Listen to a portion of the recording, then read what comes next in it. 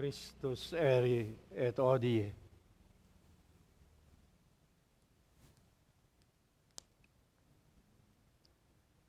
Principium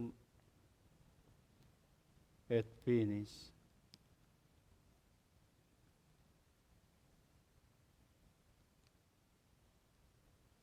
Alpha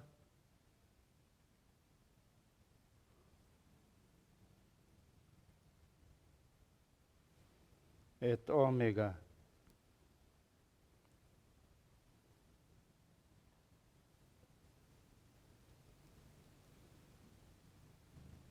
Ipsius sunt tempora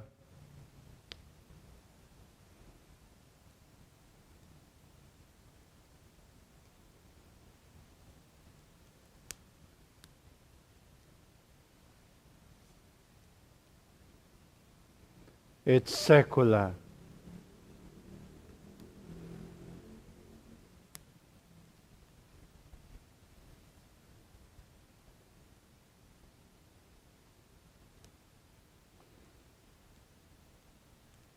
Ipsi gloria et imperium.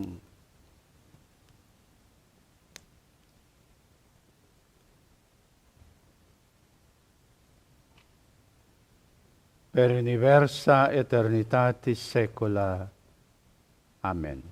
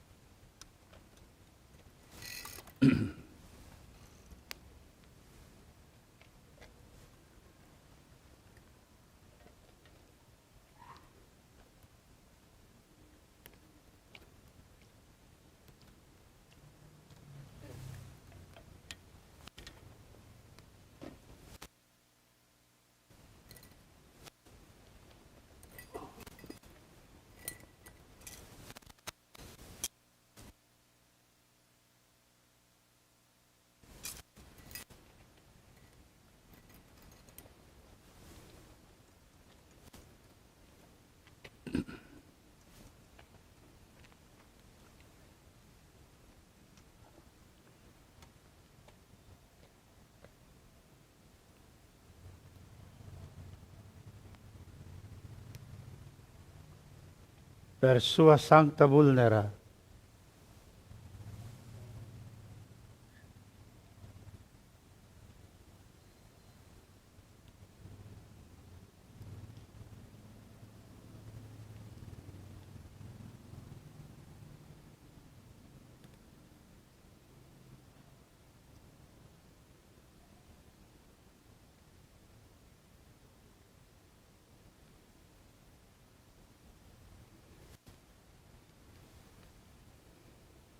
gloriosa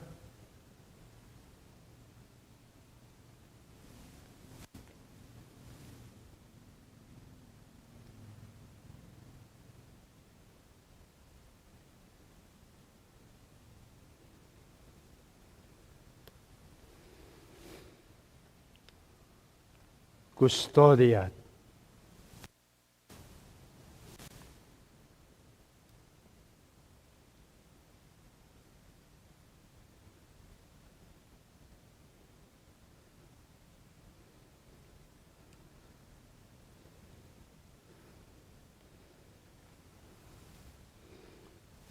Conservat nos.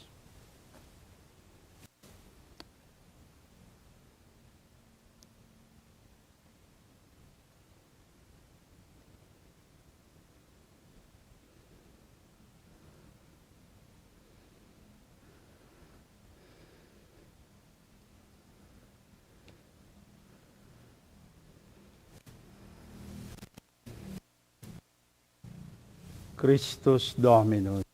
Amen.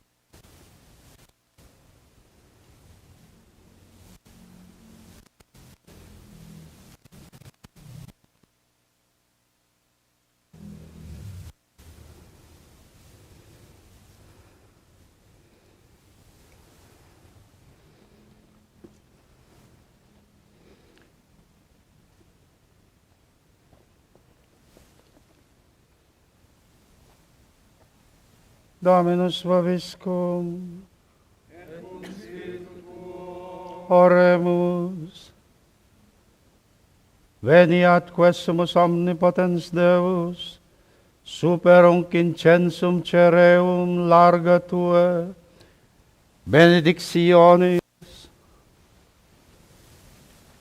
infusio, et unc noctorum splendorem, invisibilis regenerator intende, ut non solum sacrificium, quod ac nocte litatum est, arcana luminis Tui admixione refulgeat, sed in quocumque loco ex uius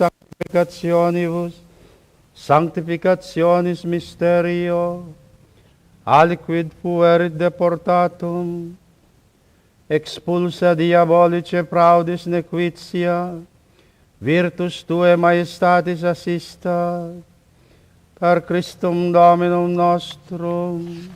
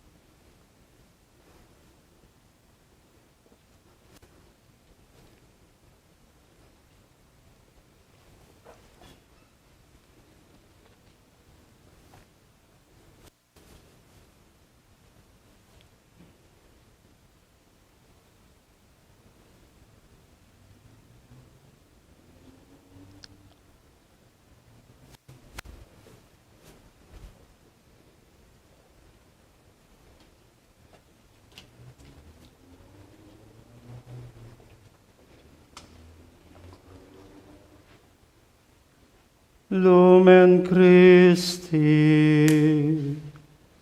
Deo gratias.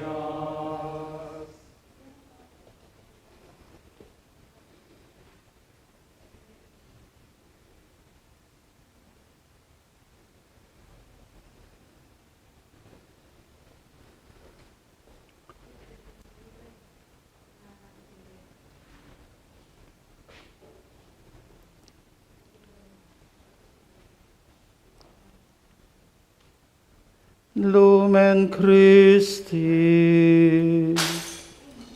Deo gratias.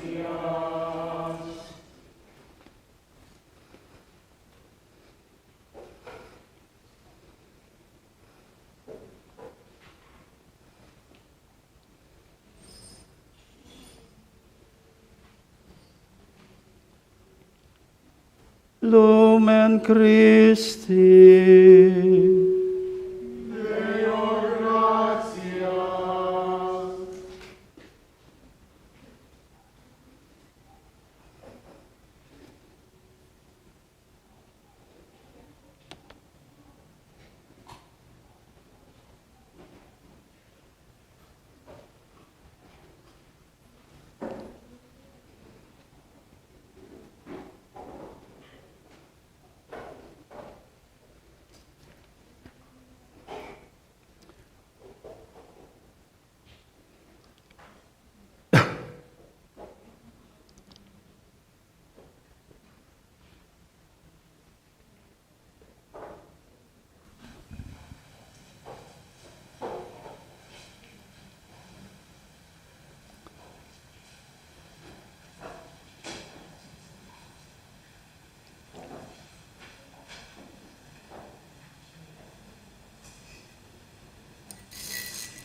benedicaris in quo causa penagris Sanctus tuus Domini.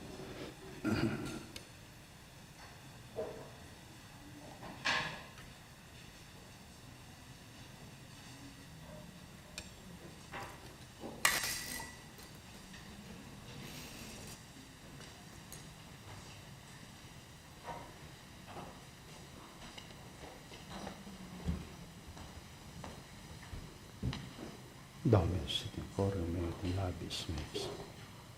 Udini tua petente renunciam suum Paschale preconium. Amen.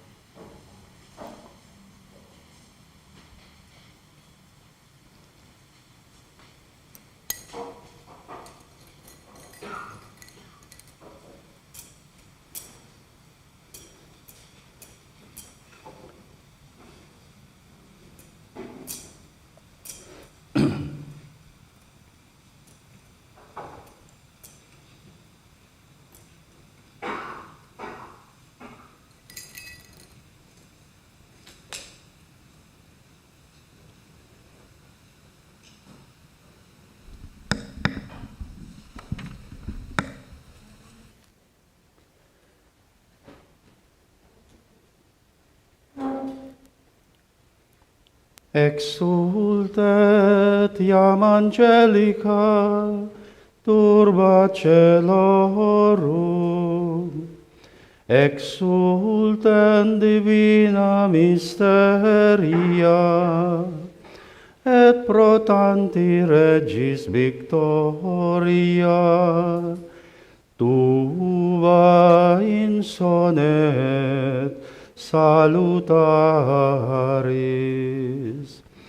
Gaudeat et tellus tantis irradiata fulgoribus, et eterni regis splendore illustrata, totius orbis essentiat, si seg caliginem. Leitetur et mater ecclesia, tanti luminis adornata fulgoribus, et magnis populorum vocibus, ec aula resultet. Qua propter adstantes vos fratres carissimi, ad miram huius sancti, luminis claritatem, una mecumque Dei omnipotentis, misericordiam invocate.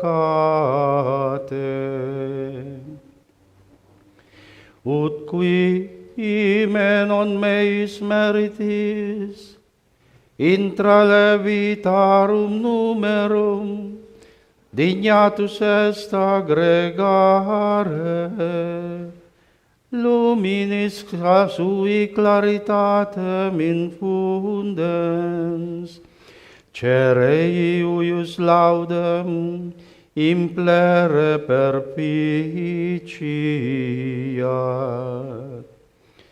Per Dominum nostrum Iesum Christum, Filium suum, qui cum eo vivit et regnat, in unitate Spiritus Sancti Deus, per omnia saecula saeculorum. Amen. Dominus vobiscum, sursum corda, Habemus ad Dominum. gratias agamus Domino Deo nostro, Figlio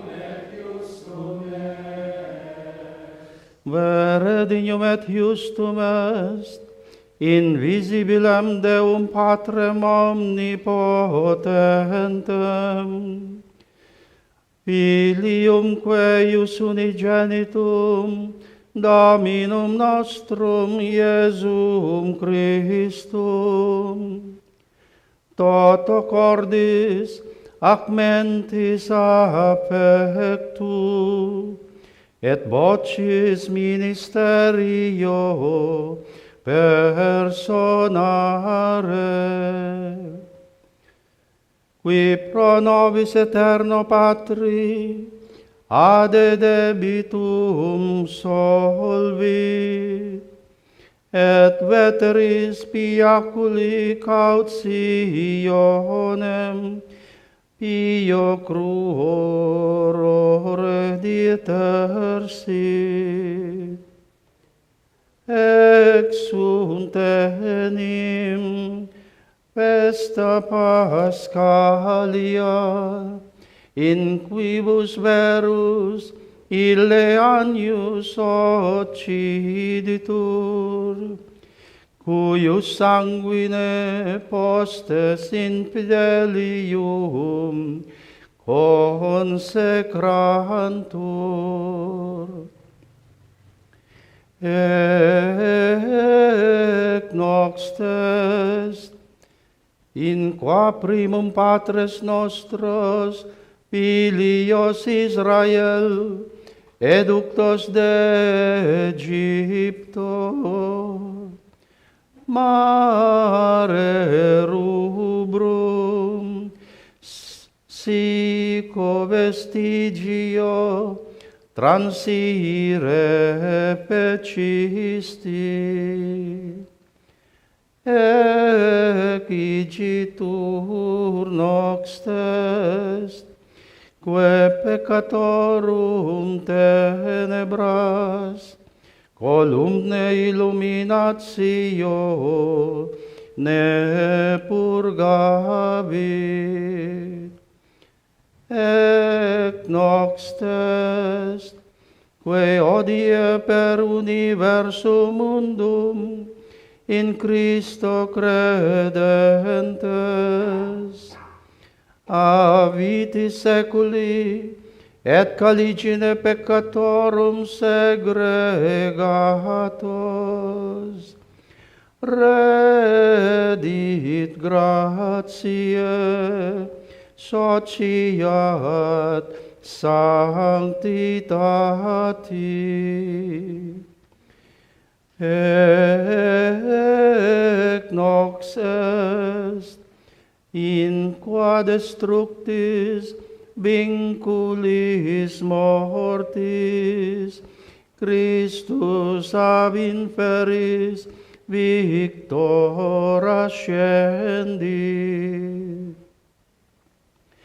Nihil enim nobis nasci propuit, nisi redimi propuisse.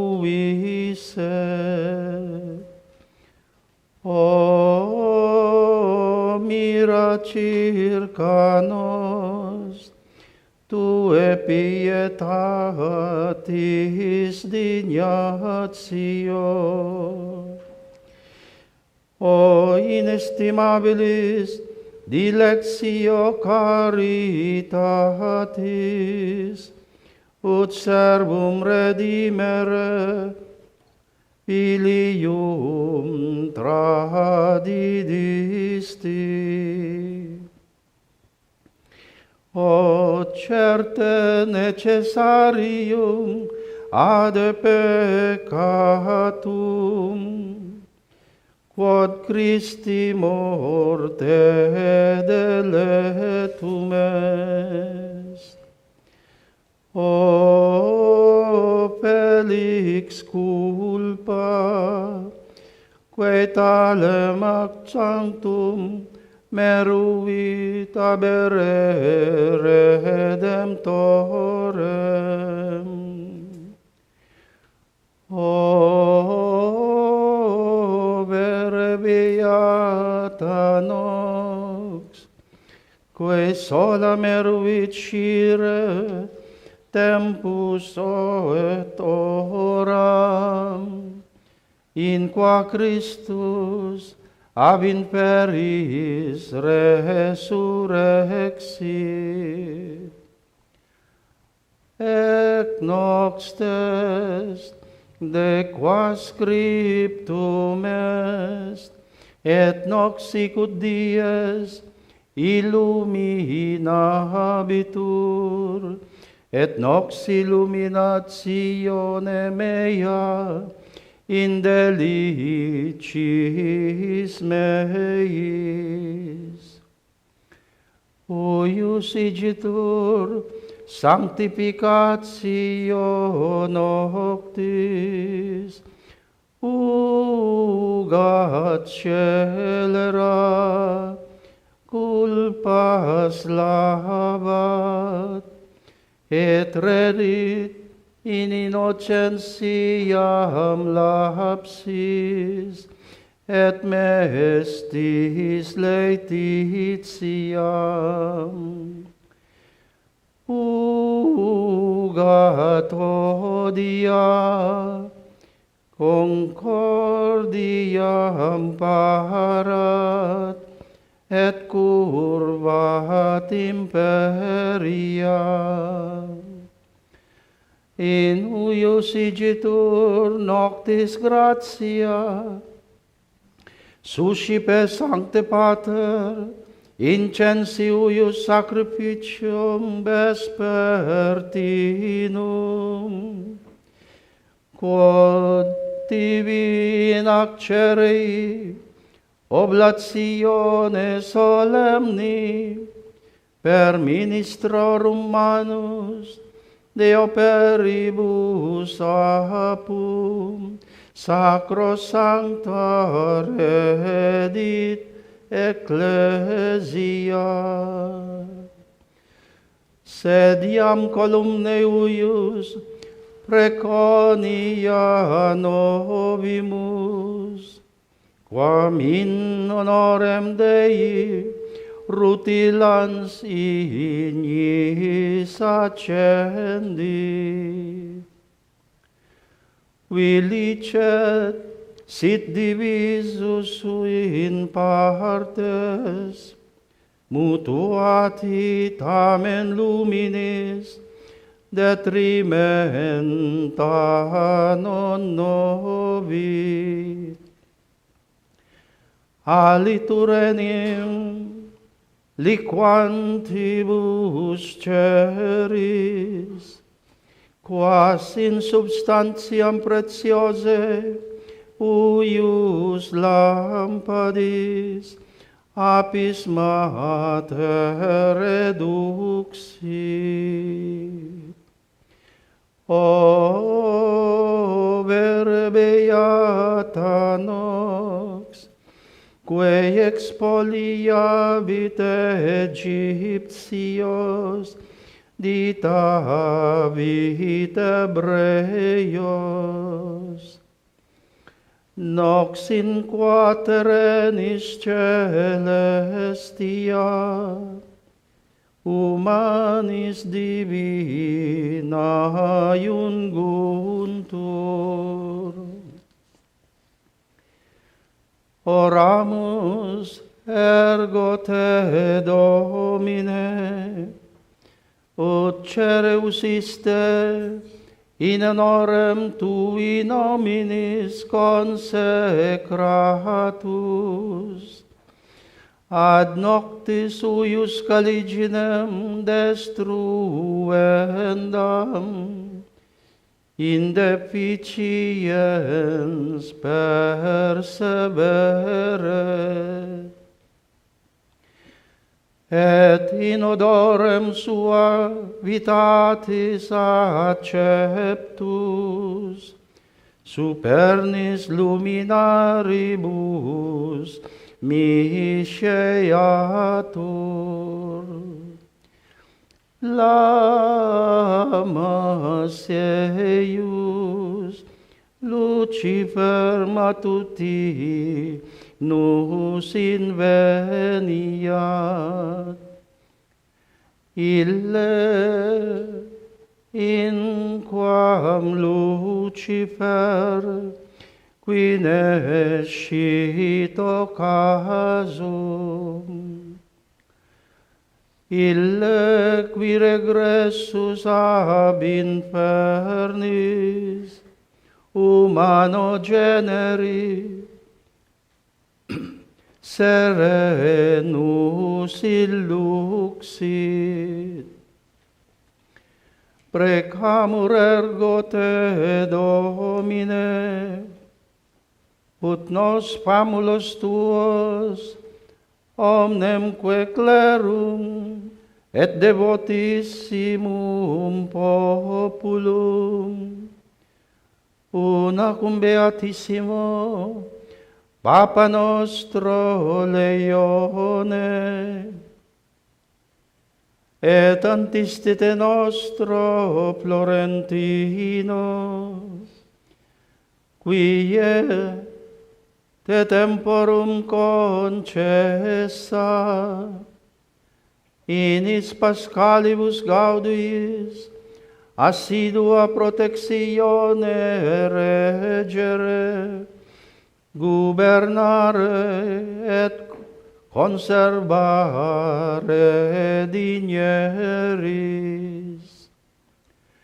Respicet siam ad Eios, qui nos in potestate regunt,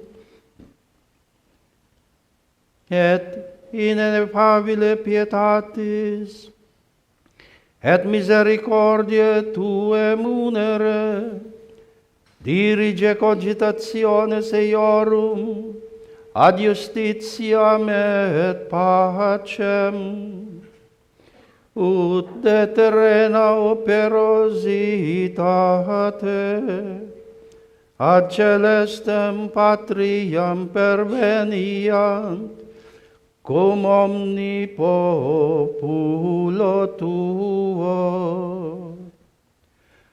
Per undem Dominum nostrum Iesum Christum, Filium Tuum, qui tecum vivit et regnat in unitate Spiritus Sancti Deus, per omnia saecula saeculorum.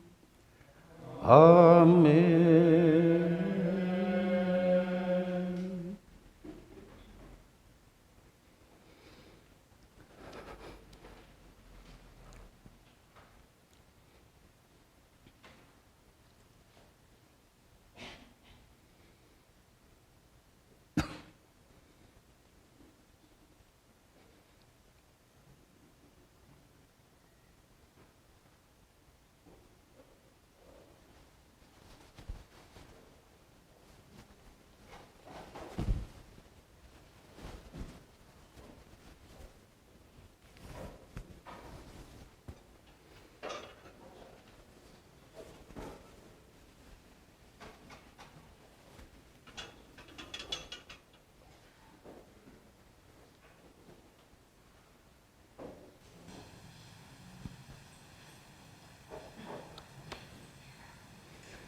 Oh, Señor.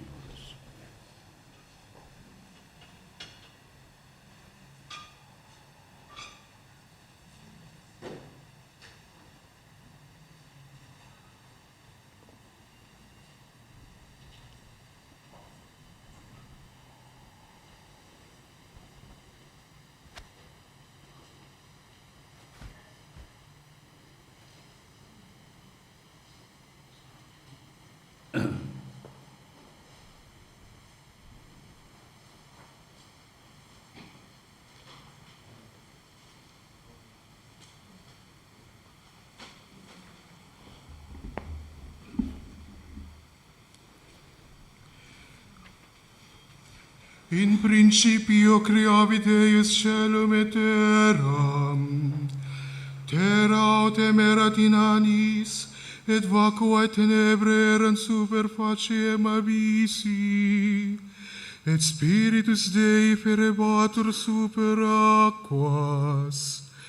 Dixitque Deus, fiat lux, et facto est lux, et vidit Deus lucem cores et bona, et viset lucem a tenebris. Appella vitque lucem diem et tenebras noctem, factumque es vespere et mane, dies unus. Dixit quoque Deus, fiat firmamentum in medio aquarum, et virer aquas ab aquis. Et fecit Deus firmamentum divisitque aquas, quae erant sub firmamento, abisque erant super firmamentum, et factum est ita. Vocavitque Deus firmamentum caelum, et factum est vespere et mane, die secundus. Dixit vere Deus, cogregentur aquae quae sub caelo sunt, in locum unum, et appareat arida, et factum est ita, et vocabit Deus aridam terram, congregationesque aquarum appellavit Maria, et vidi Deus cures et bonu, et ait germine terra verbam virentem et faciem semen, et linium pomiferum faciens fructum iuxta genus sum, cuius semen in semitipso sit super terram, et factum est ita, et protulit terra herbam virentem, et facientem semen iuxta genus sum, liniumque faciens fructum, et habens unum quodque sementem secundum speciem suam. Et vide Deus cures et bonum, et factum est vespere et mane, dies tertius. Dixit autem Deus, fiant luminaria in firmamento caeli, et dividant diem ac noctem, et sint insigniae tempora et dies et annos, et luciant in firmamento caeli, et illuminent terram, et factum est ita. Fecitque Deus duo luminaria mania, luminare maius et presset iei, et luminare minus, ut presset nocti, et stellas. Et possuit eius in firmamento caeli, ut lucerent super terram, et present iei ac nocti, et dividerunt lucem ac tenebras. Et vide Deus cures et bonum, et factum est vespere et mane, dies quartus. Dixit etiam Deus, producant aquae reptile anime viventis, et volatile super terram sub firmamento caeli. Creavitque Deus ceti grandia, et omnem animam viventem atque motabilem, quam produxerant aquae in species suos, et omne volatile secundum genus suum. Et vide Deus cures et bonum, benedicique is dicens, crescire et multiplicamini, et repleri aquas maris, avesque multiplicentur super terram. Et factum es vespere et mane, dies quintus. Dixit quoque Deus, producat terra animam viventem in genere suo, iumenta et reptilia, et bestias terre secundum species suas, factumque es ita, et fecit Deus bestias terre iuxta species suas, et iumenta et omne reptile terre et genere suo, et vide Deus quod esit bonum et ait, faciamus hominem ad imaginem, et similitudinem nostram, et presit piscibus maris, et volatilibus celi et bestis, universeque terre omnique reptili, quod movitor in terra, et creavit Deus hominum ad imaginem suam, et imaginem Dei creavit illum, masculum et feminam creavit eius, benedicit coelis Deus, et ait, crescite et multiplicamini et replete terram, et subicite eam, et dominamini piscibus maris, et volatilibus celi, et universis animantibus, quae moventur super terram.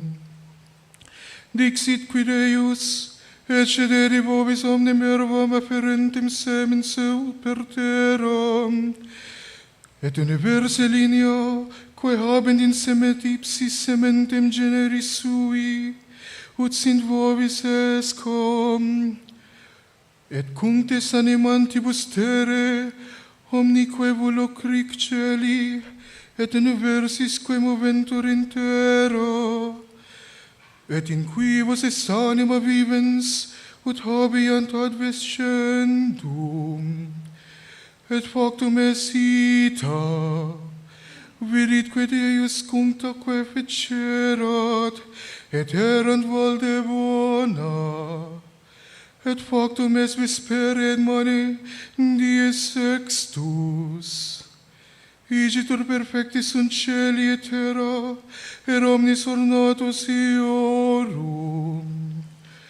Complevitque Deus dies septimo opus suum, quod fecerat, et requievet dies septimo ad universo opere quod patrarat.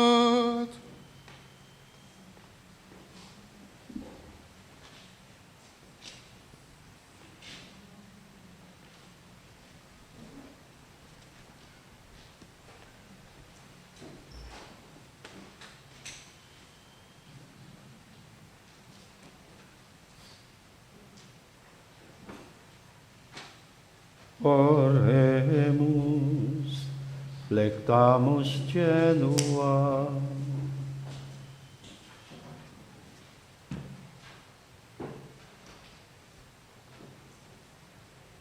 Levate.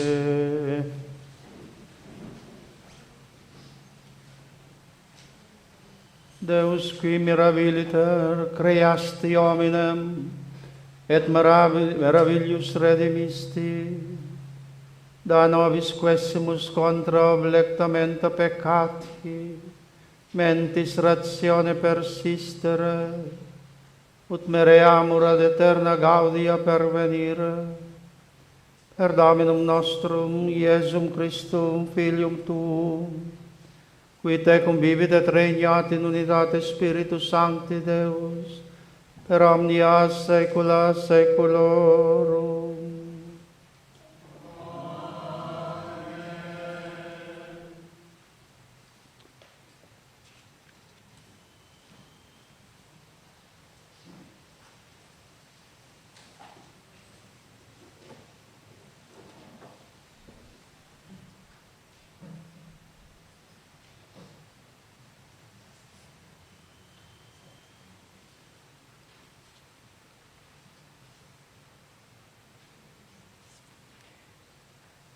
In diebus ilis, factum es in vigilia matutina, ere respiciens Dominus, super castra Egyptorum per columna signis per nobis, interfecit exercitum eorum, et superbit rotas curum, ferebanturque in profundum, dixerunt ergo Egypti, fugiamus in Israelem, Dominus et impugnade pro eis contra nos.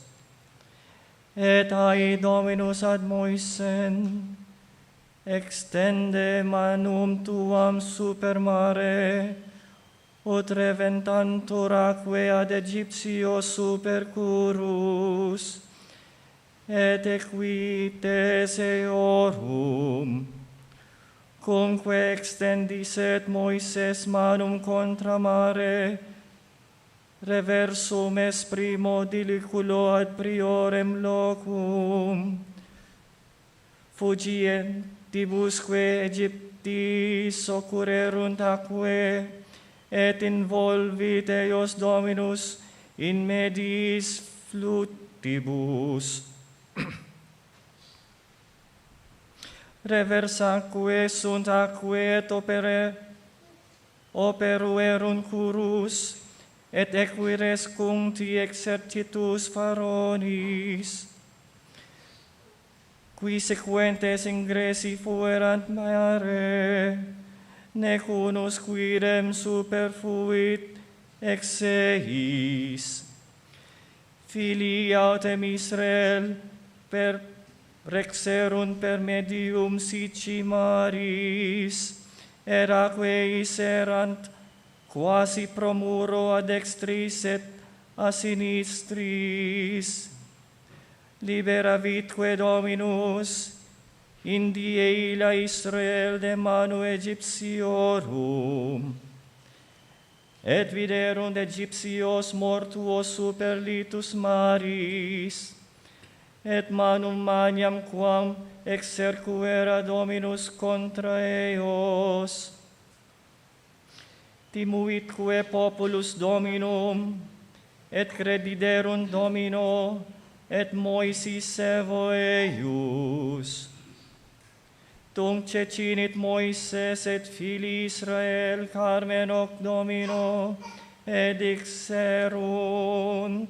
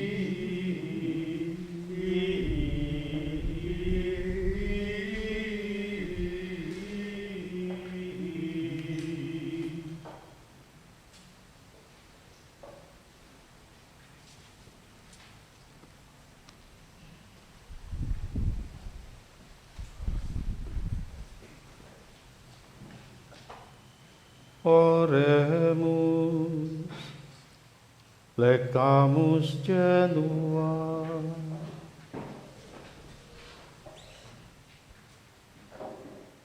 Levate.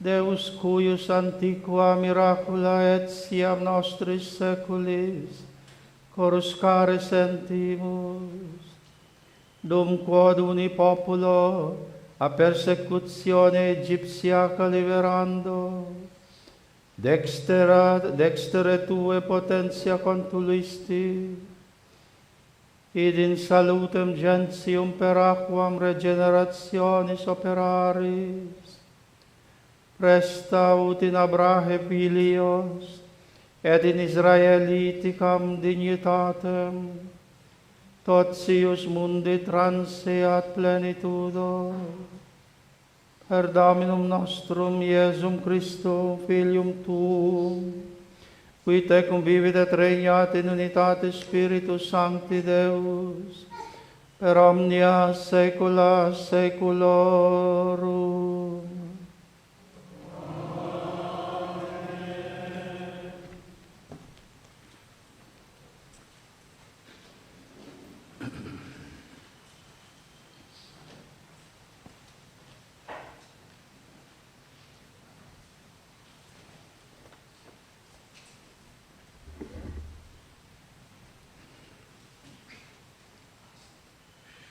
In die ila germen Domini magnificentia, et gloria et fructus terrae sublimis, et exsultatiois, qui salvati fuerint Israel, et erit omnis qui relictus fuerit in Sion, et residuos in Jerusalem, sanctus vocabitur omnes qui scriptus es in vita in Jerusalem.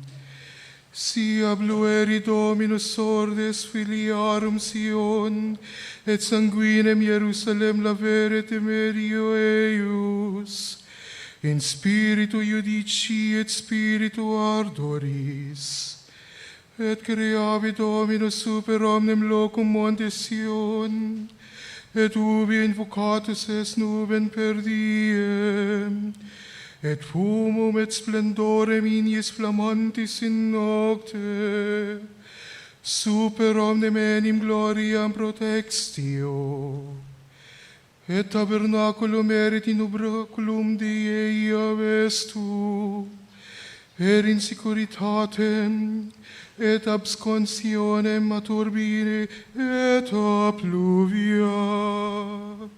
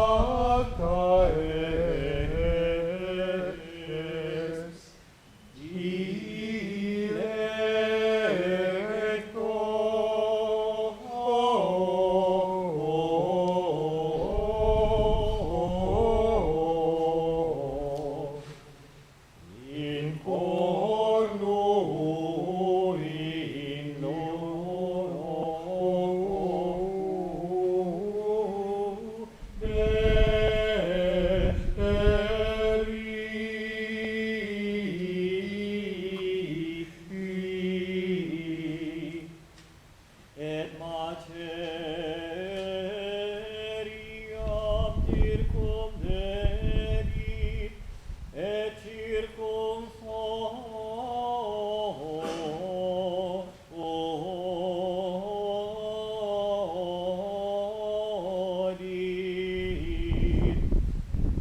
et planta vivieam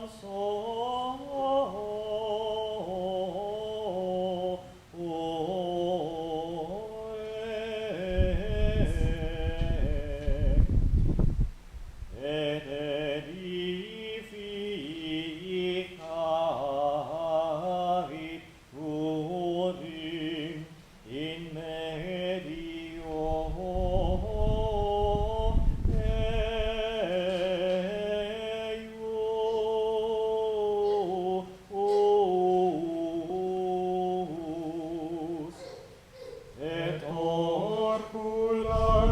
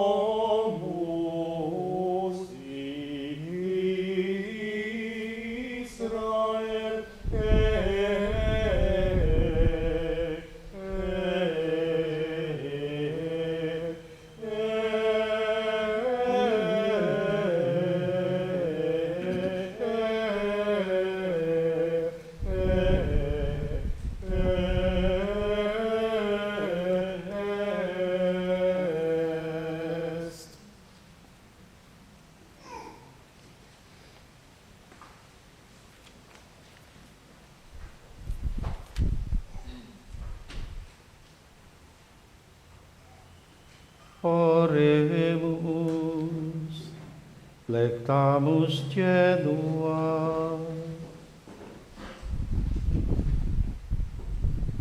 Levate.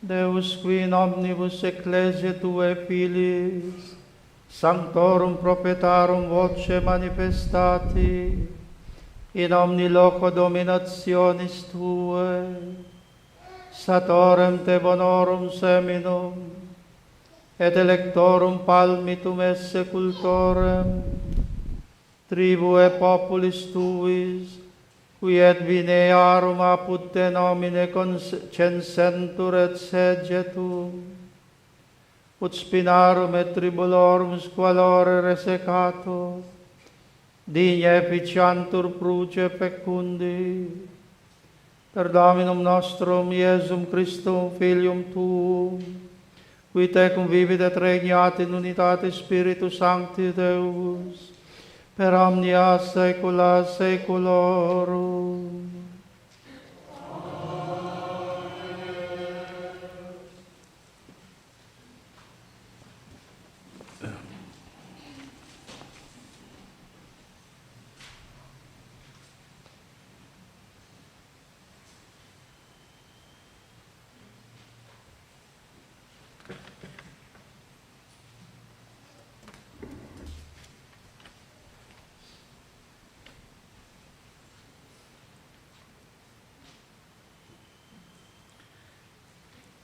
In diebus illis scripsit Moises canticum, et docuit filios Israel. Precepitque Dominus Iosue filio non erait, confortare et esto robustus. Tu enim introduces filios Israel in terram, quam policitus sum et ego ero tecum.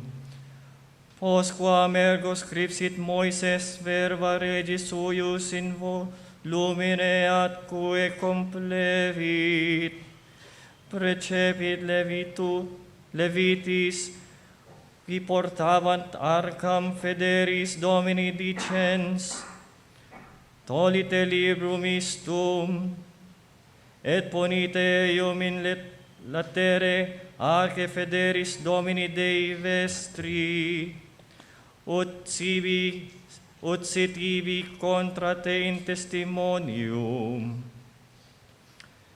Ego enim scio contentione tuam, et servicem tuam durissimam, aduc vivente me, et ingrediente vobiscum, semper contentiose gistis contra Dominum, quanto magiscum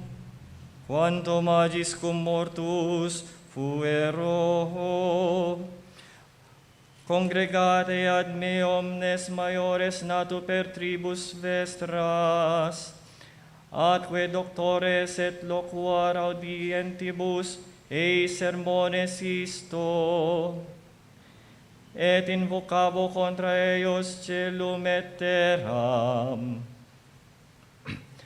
Novenim quod post mortem meam inique agetis, et declinabilis cito de via, quam preceptis vobis, et occurrent vobis male in extremo tempore, quando feceritis malum in conspectu Domini, ut irritetis eium per opera manum vestrarum. Locutus es ergo Moises, audiente universo cetus Israel,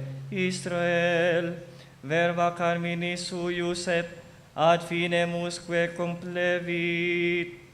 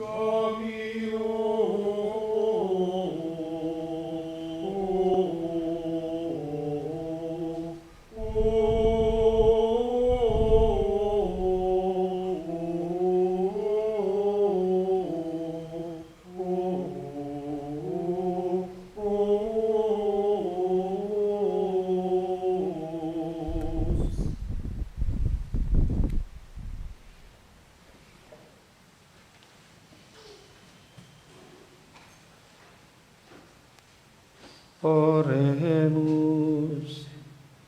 Lectamus genua.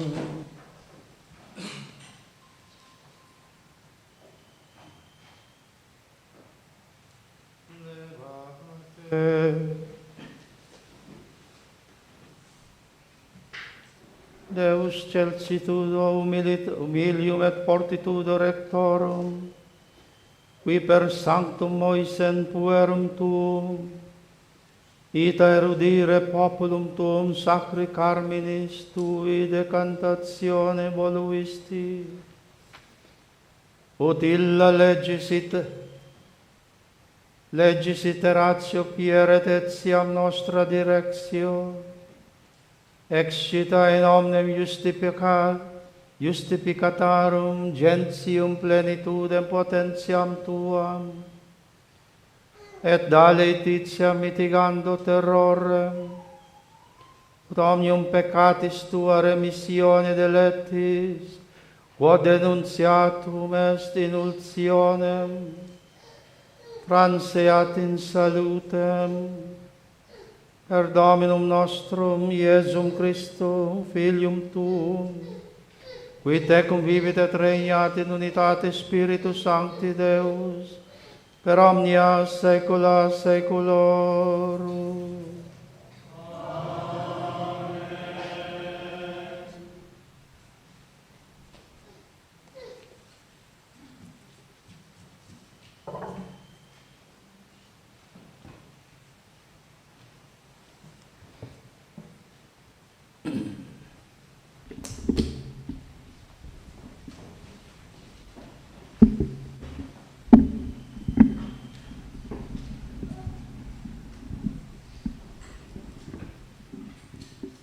Kyrie eleison.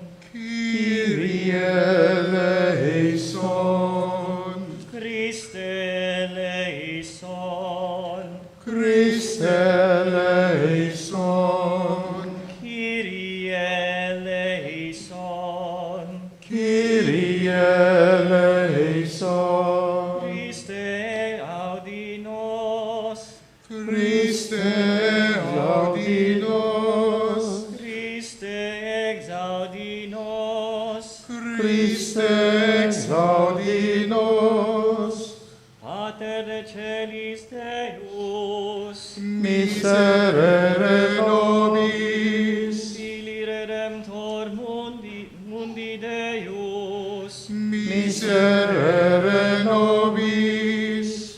Spiritus Sancte Deus, Miserere nobis. Sancta Trinitas Unus Deus, Miserere nobis. Sancta Maria, Ora pro nobis. Sancta Dei Genitrix, Ora pro nobis. Sancta Virgo Virginum, Ora pro nobis. Sancte Michael, Ora pro nobis. Sancte Gabriel, Ora pro nobis. Sancte Raphael, Ora pro nobis. omnes sancti angeli et arcangeli, Orate pro nobis. omnes sancti beatorum spiritum ordines, Orate pro nobis. Sancte Ioannes Baptista, Ora pro nobis. Sancte Joseph, Ora pro nobis. omnes sancti patriarchi et prophete, Orate pro nobis. Sancte Petre, Ora pro nobis. Sancte Paule, Ora pro nobis. Sancte Andrei, Ora pro nobis. Sancte Ioannes, Ora pro nobis. omnes sancti apostoli et evangeliste, Orate pro nobis. omnes sancti discipuli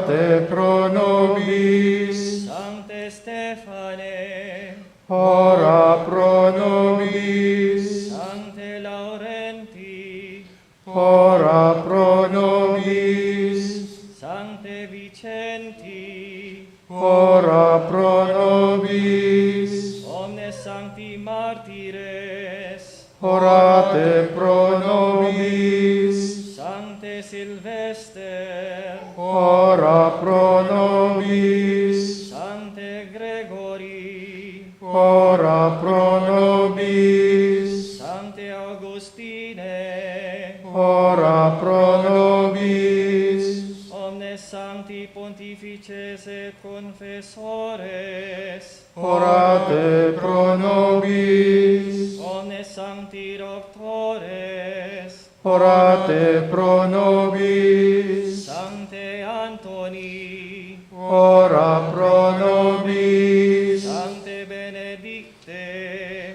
Ora pro nobis. Sancte Dominice, Ora pro nobis. Sancte Francisce, Ora pro nobis. omnes sancti sacerdotes et levitate, Ora pro nobis. omnes sancti monachi et eremite, Orate pro nobis. Sancta Maria Magdalena, Ora pro nobis. Sancta Agnes, Ora pro nobis. Sancta Cecilia, Ora pro nobis. Sancta Agatha, Ora pro nobis. Sancta Anastasia, Ora pro nobis. omnes sancte virgines et vidue, Orate pro nobis. omnes sancti et sancte Dei, Intercedite pro nobis.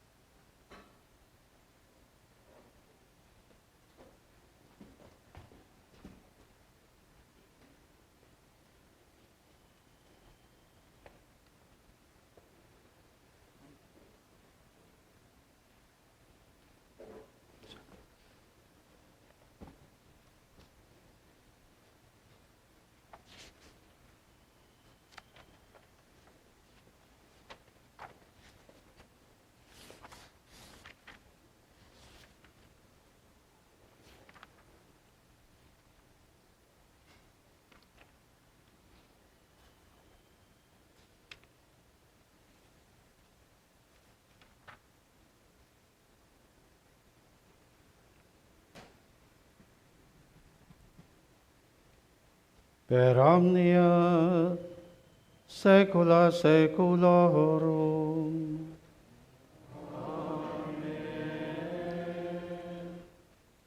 Dominus vobiscum. Et cum spiritu tuo. Oremus. Omnipotens sempiterne Deus, ad este magnae pietatis Tuae mysteris, ad estos sacramentis, et ad recreandos novos populos, quos tibi pons baptismatis parturi, spiritum adoptionis emite, ut quod nostre humilitatis gerendum es ministerio, virtutis Tuae impleatur effectu, per Dominum nostrum Iesum Christum Filium Tuum, qui tecum vivit et regnat in unitate Spiritus Sancti Deus, per omnia saecula saeculorum. Amen. Dominus vobiscum, et cum spiritu tuo, sursum corda.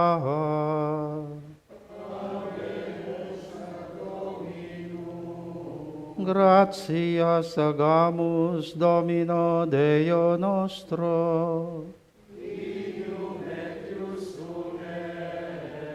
vere dignum et justum est, ecum et salutare, nos tibi semper et ubique gratias agere, Domine Sancte Pater Omnipotens Eterne Deus, qui invisibili potentia sacramentorum Tuorum mirabiliter operaris effectum, et licet nos tantis mysteriis exequendissimus indigni, tamen gratiae Tuae dona non deserens, et siam ad nostras preces aures Tuae pietatis inclinas.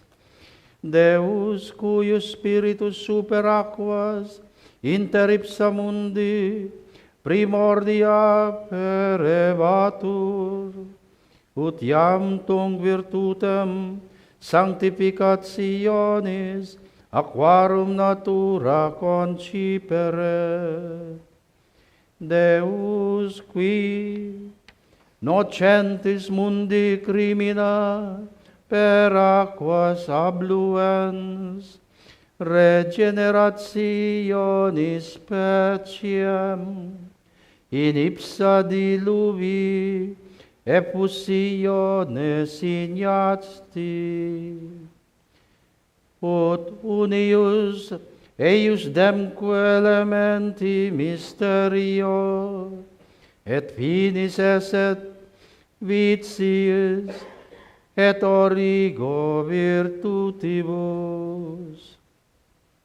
Respice Domine in faciem ecclesiae Tuae, et multiplica in ea regenerationes Tuas, qui gratiae Tuae affluentis impetu letificas civitatem Tuam, fontem que baptismatis aperis tot orbe terrarum, gentibus innovandis, ut Tuae majestatis imperio, sumat unigeniti Tui gratiam, de Spiritu Sancto.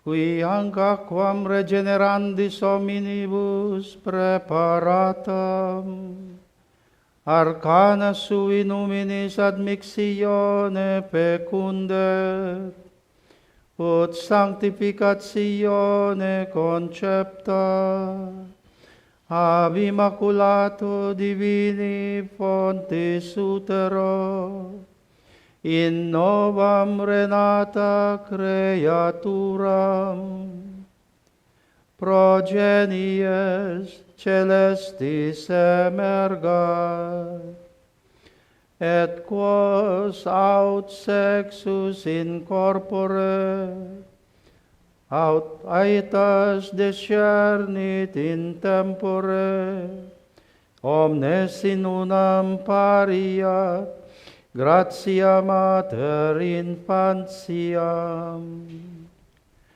procul ergo inc iubentet ec Domine, omnis spiritus immundus abscedat, procul tota nequitia diabolice fraudis absistat.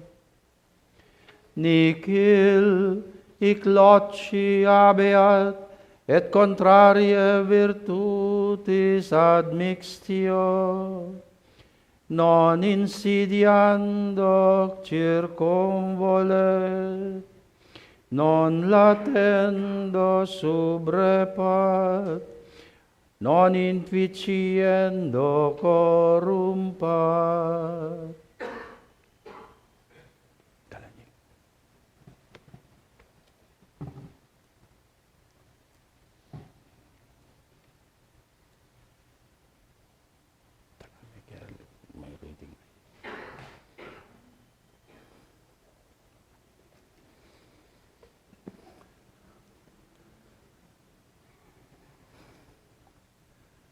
Sa ex santa et innocens creatura, libera omni impugnatoris in cursu, et otius nequitiae purgata discesu. Sit ons vivus aqua regenerans, unda purificans, ut omnes hoc lavacro salutifero diluendi, operante in eis Spiritus Sancto, perfecte purgationis indulgentiam consequantur.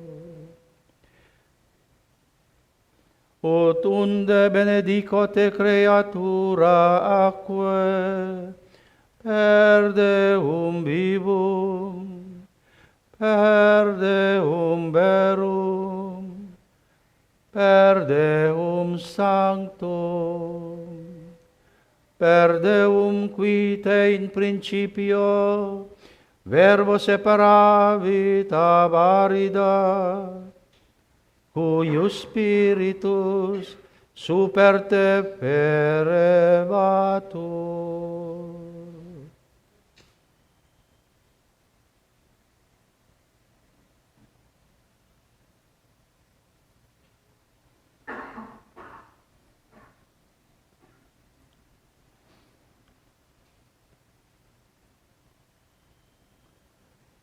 Qui te de paradisi ponte manere fecit, in quatuor luminibus totam terram rigare precepit, qui te in deserto amaram, suavitate indita fecit esse potabilem, et sitiensi populo de petra produxit.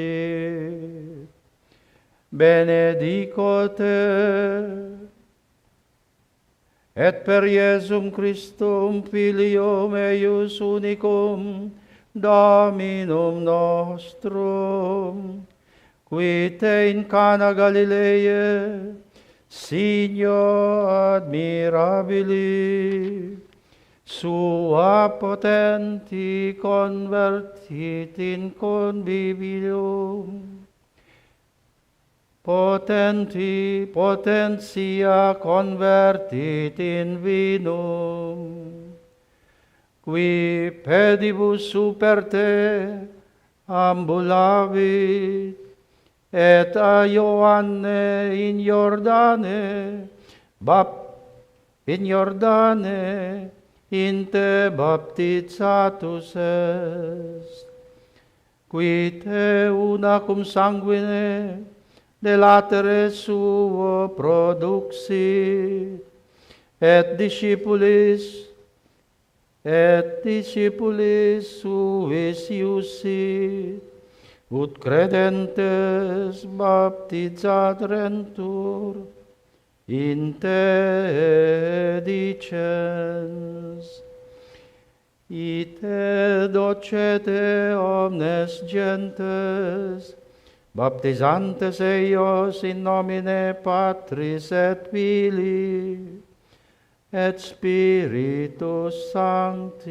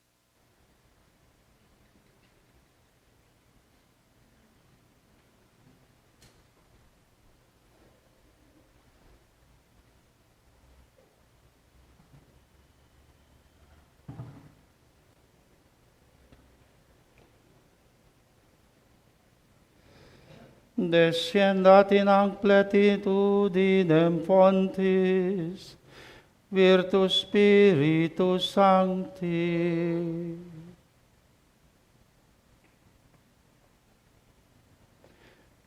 Descendat in hanc plenitudinem fontis, virtus Spiritus Sancti.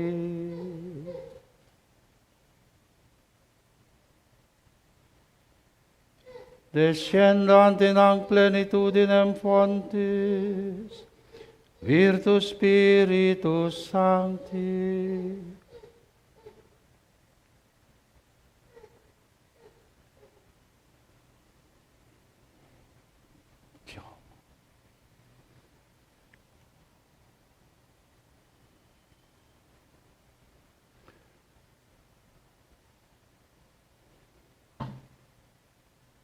Totamque uius aquae substantiam regenerandi fecende effectu.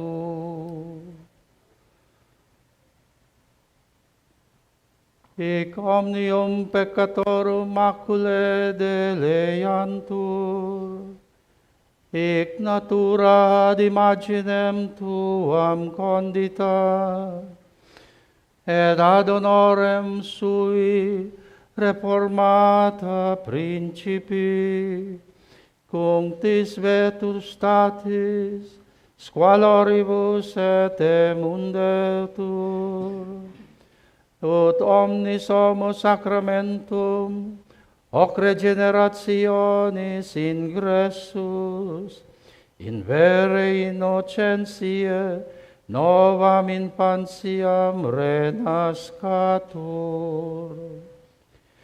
Per Dominum nostrum, Iesum Christum, Filium Tuum, qui venturus es judicare vivos et mortuos et seculos perignem. Amen.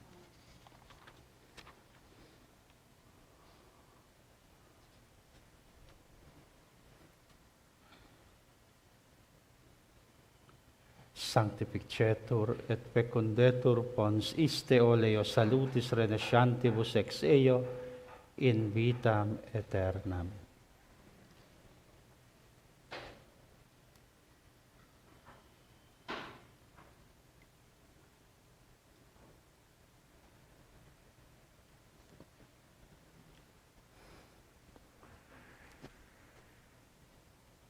Infusio Chrismatis Domini nostri Iesu Christi et Spiritus Sancti Paracliti Fiat in nomine Sancte Trinitatis. Amen.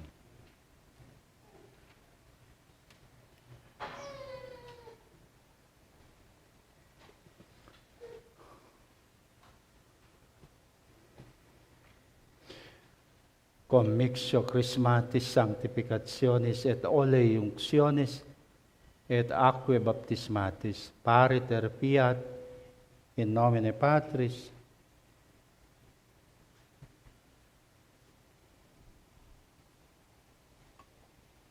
Filis et Spiritus Sanctus.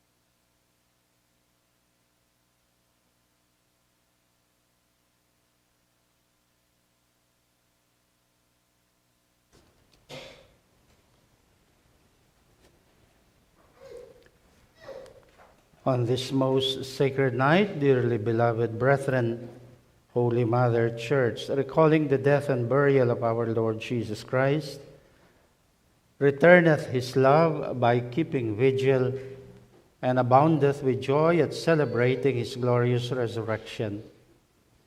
But because, as the Apostle teaches, we are baptized into his death and buried together with Christ, and Christ rose again from the dead, so we too must walk in newness of life, knowing that our old man hath been crucified together with Christ, so that we shall no longer be in servitude to sin.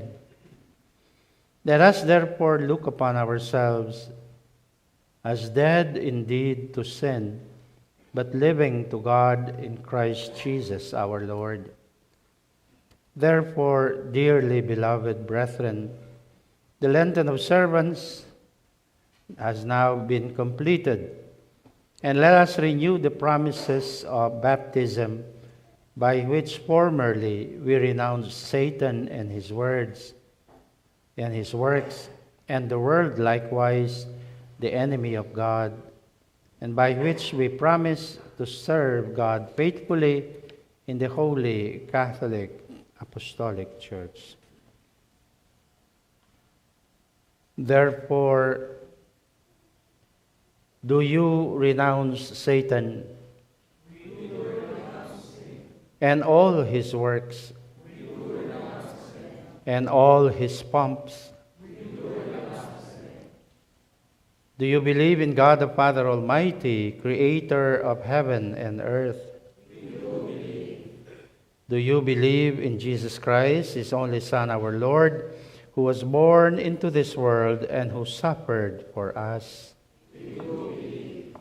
Do you believe in the Holy Ghost, the Holy Catholic Church, the communion of saints, the forgiveness of sins, the resurrection of the body, and life everlasting? And now let us pray together as one, just as our Lord Jesus Christ taught us to pray. Our Father, who art in heaven, hallowed be thy name. Thy kingdom come, thy will be done on earth as it is in heaven. Give us this day our daily bread, and forgive us our trespasses, as we forgive those who trespass against us. And lead us not into temptation, but deliver us from evil. Amen. And may Almighty God, and may God Almighty, the Father of our Lord Jesus Christ, who has regenerated us by water and the Holy Ghost, and who has given us remission of sins, may he, by his grace, keep us in the same Christ Jesus our Lord, to life everlasting. Amen.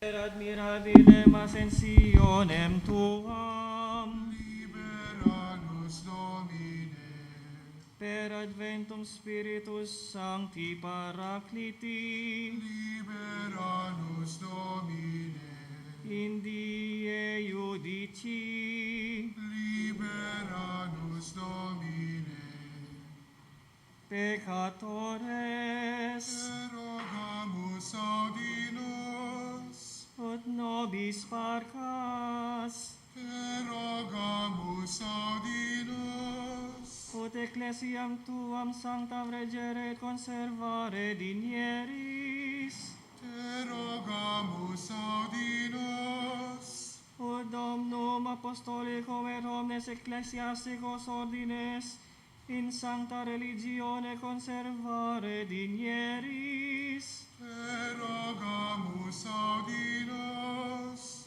ut inimicos sanctae ecclesiae humiliare dinieris, erogamus audi nos, ut regibus et principibus Christianis pacem et veram concordiam donare dinieris, erogamus audi nos, ut nos metipsos in tuo sancto servitio confortare et conservare dinieris, erogamus audi nos, ut omnibus benefactoribus nostris sempiterna bona retribuas, erogamus audi nos, ut fructus tere dare et conservare dinieris, erogamus audi nos, ut omnibus fidelibus defunctis requiem aeternam donare dinieris, erogamus audi nos, ut nos exaudire dinieris, erogamus audi nos, Agnus Dei, qui tollis peccata mundi, pace nobis Domine. Agnus Dei, qui tollis peccata mundi, exaudi nos Domine. Agnus Dei, qui tollis peccata mundi, miserere nobis. Christe audi nos, Christe exaudi nos.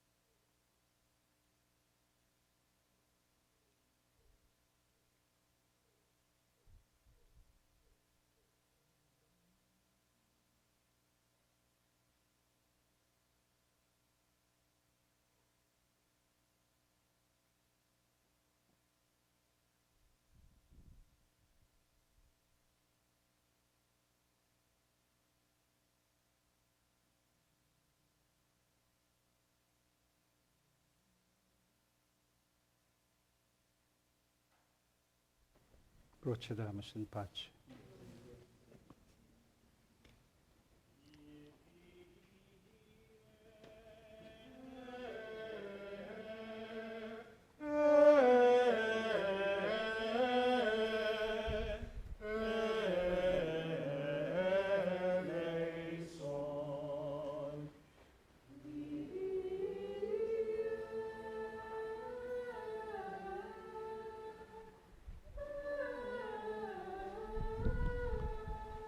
Te Domine, per merito Sanctorum Tuum, Coro Reliquio Exsultet omnium Sanctorum Tuum, Bani Dio, servira omnia peccata mea.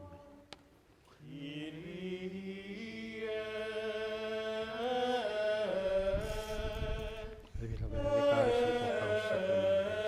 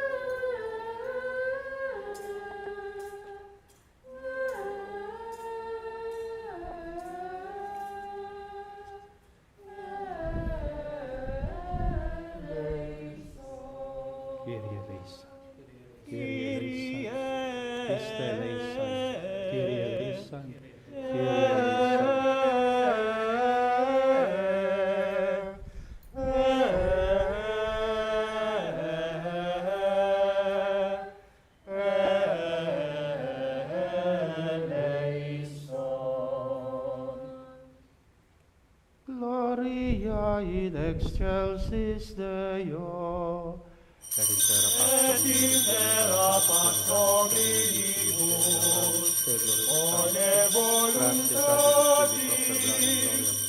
nadamus te, benedicimus te, adoramus te,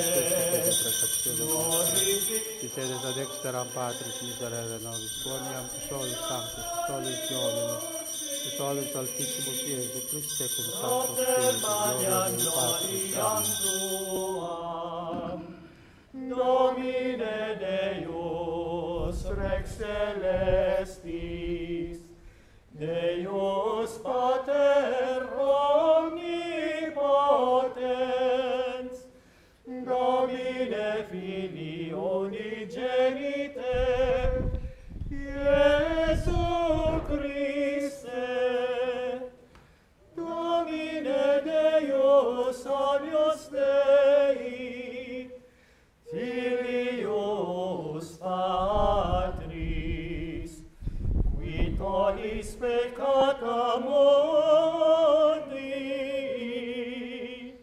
miserere nobis, qui tollis peccata mundi, susciper deprecationem nostram, qui sedes ad exteram Patris, miserere nobis, quoniam tu solus sanctus, tu solus Dominus, tu solus Altissimus, Iesus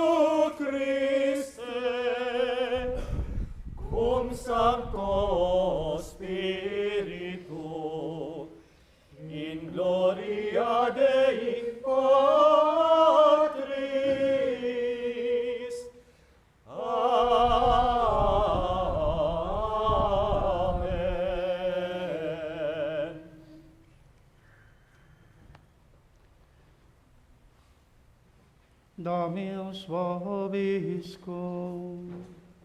Et cum spiritu tuo. Oremus. Deus, qui an sacratissimum noctem, gloria Dominici resurrectionis illustras, conserva in nova familia Tue, progenie adoptionis spiritum quem dedisti, ut corpore et mente renovati, puram tibi exhibeant servitutem, per undem Dominum nostrum Iesum Christum, Filium Tuum, qui tecum vivit et regnat in unitate Spiritus Sancti Deus, per omnia saecula saeculorum.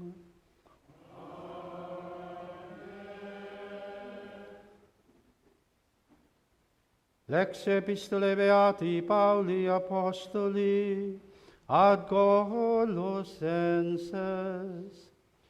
Fratres, si consurrexistis cum Christo, quae sursum sunt querite ubi Christus est in dextera Dei sedens, quae sursum sunt sapite, nonque super terra.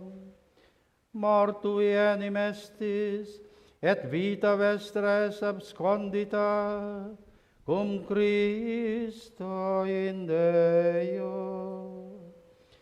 Cum Christus apparuerit vita vestra, tunc et vos apparebitis cum ipso in gloria.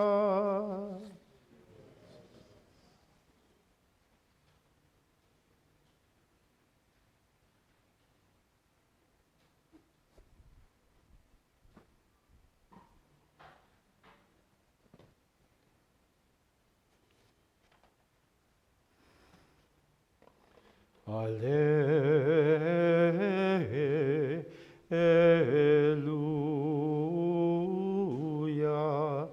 Alleluia.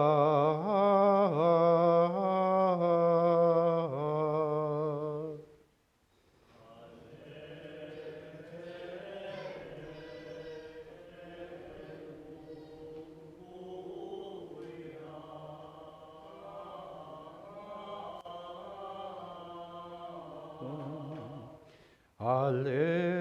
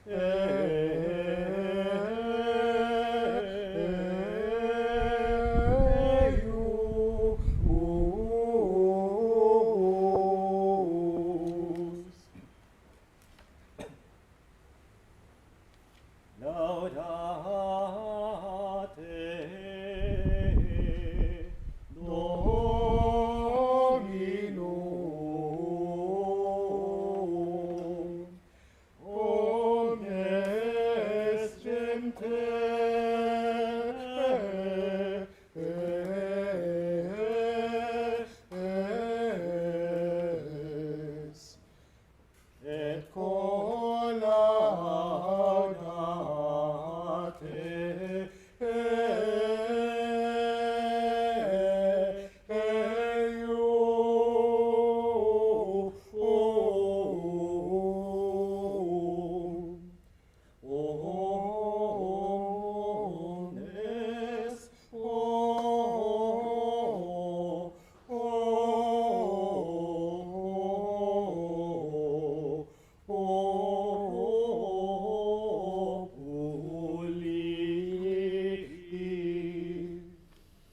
Oniam confirmata est super nos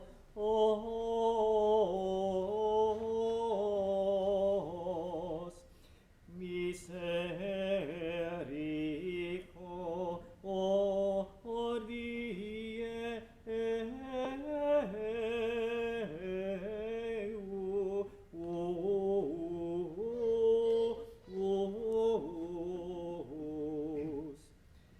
et veritas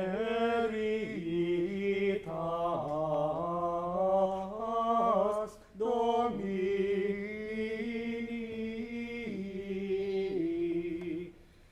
manet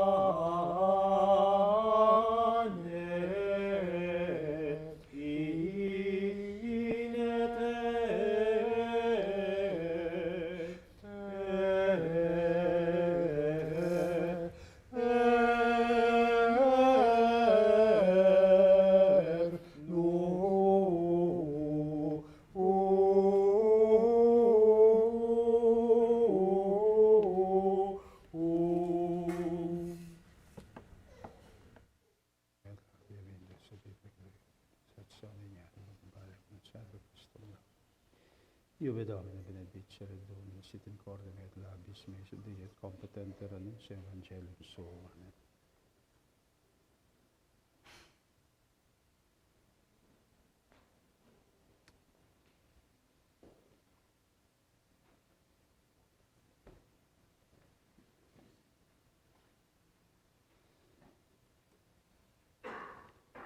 Dominus vobiscum.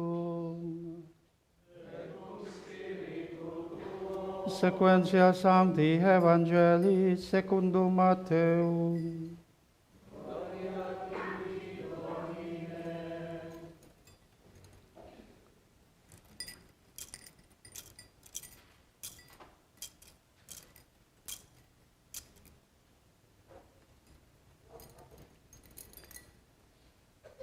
Vespere autem sabbati, que lucessit in prima sabbati, venit Maria Magdalene, et altera Maria videre sepulcrum, et ecce terremotus pactus est magnus.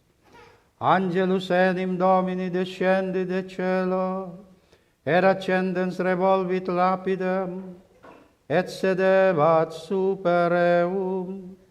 Erat autem aspectus eius sicut fulgor, et vestimentum eius sicut nix. Pretimore autem eius exteritis sunt custodes, et facti sunt velut mortui. Respondens autem angelus, dixit mulieribus, nolite timere vos, scio enim quod Iesum, qui crucifixus est queritis, non extit, surrexit enim sicut dixit. Venite et videte locum, ubi positus erat Dominus.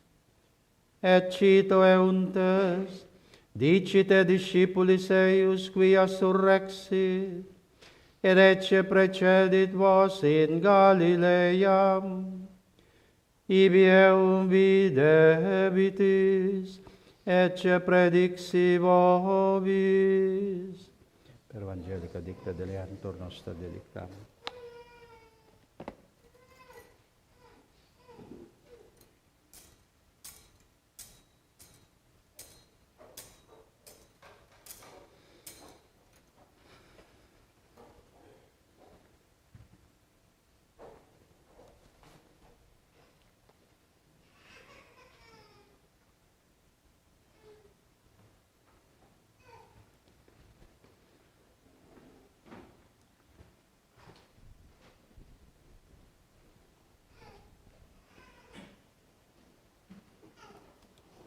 First lesson is taken from the epistle of the blessed Apostle Paul to the Colossians.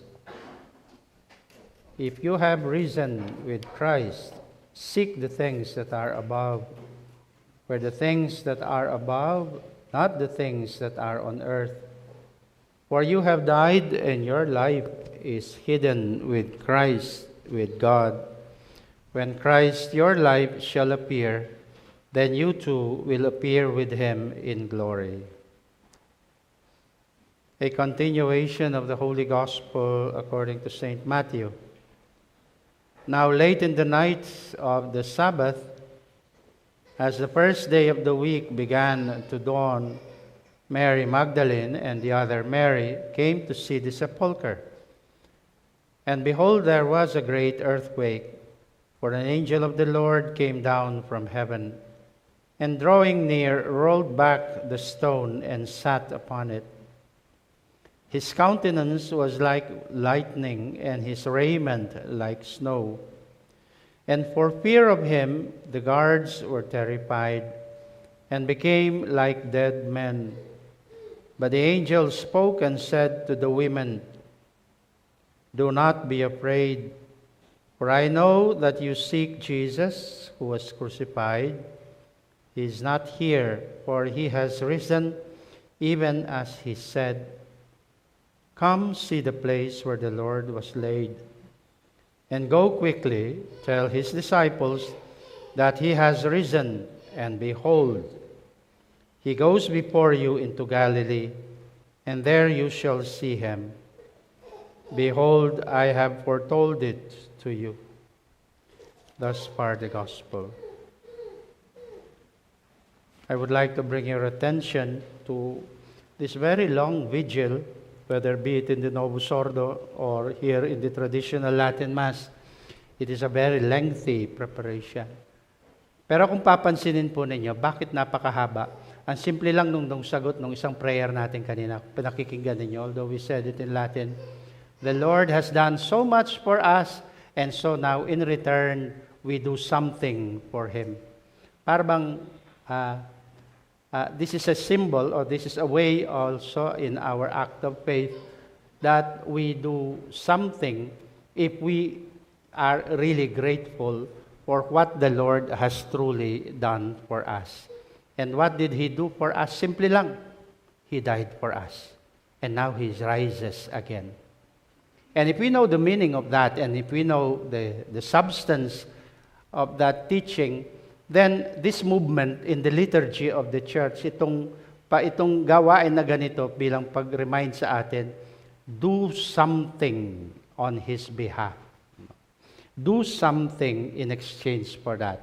Of course, hindi lang po sa action, kung hindi, just to point to us, so much has the Lord done for us, and shall we also deprive Him or deny Him of our attention or of our faith or of our act of goodness sa ating buhay o sa ating pagsamba.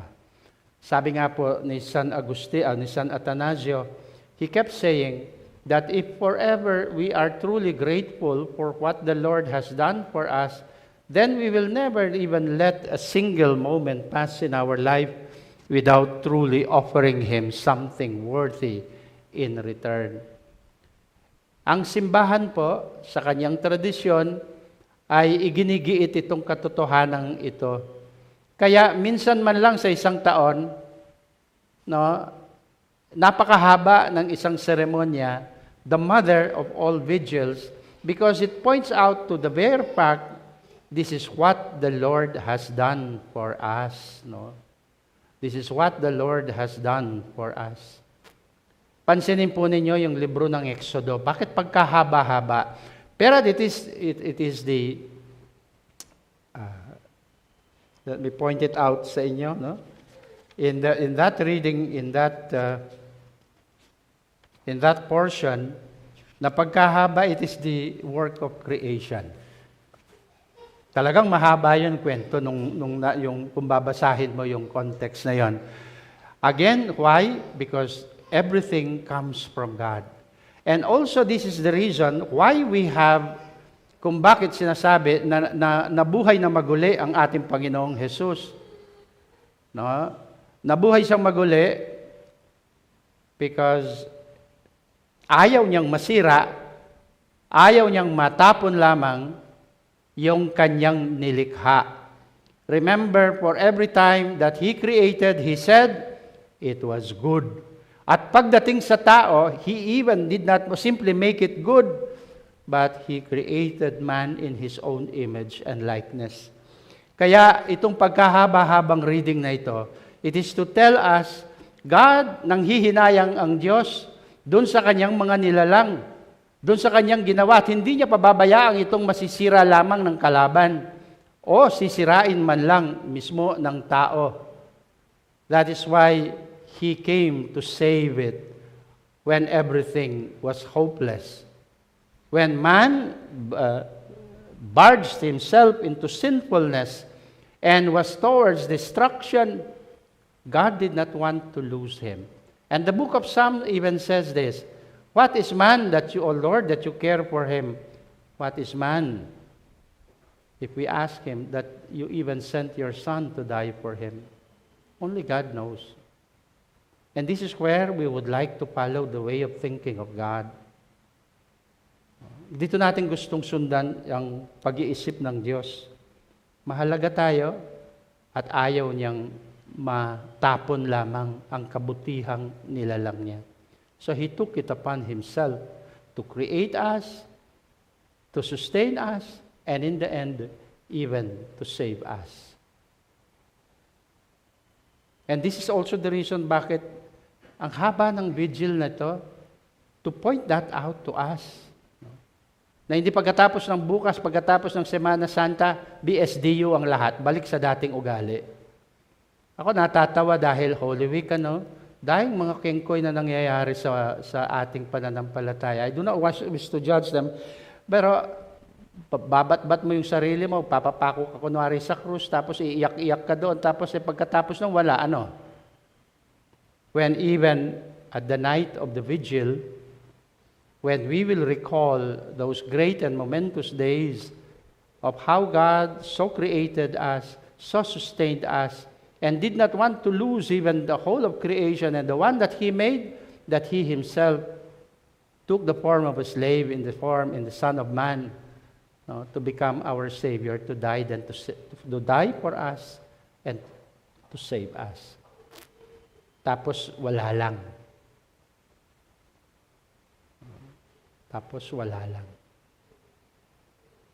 In the name of the Father, and of the Son, and of the Holy Spirit. Amen.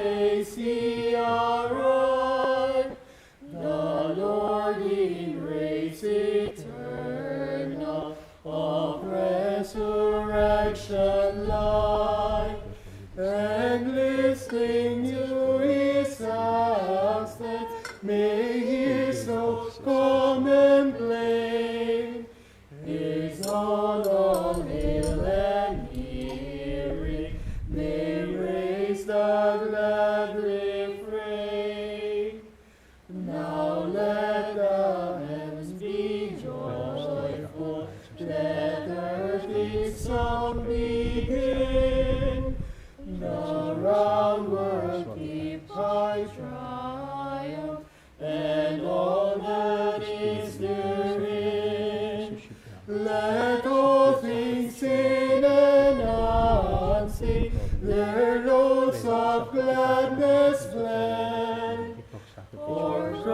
Christ the Lord has risen, our joy that has no end.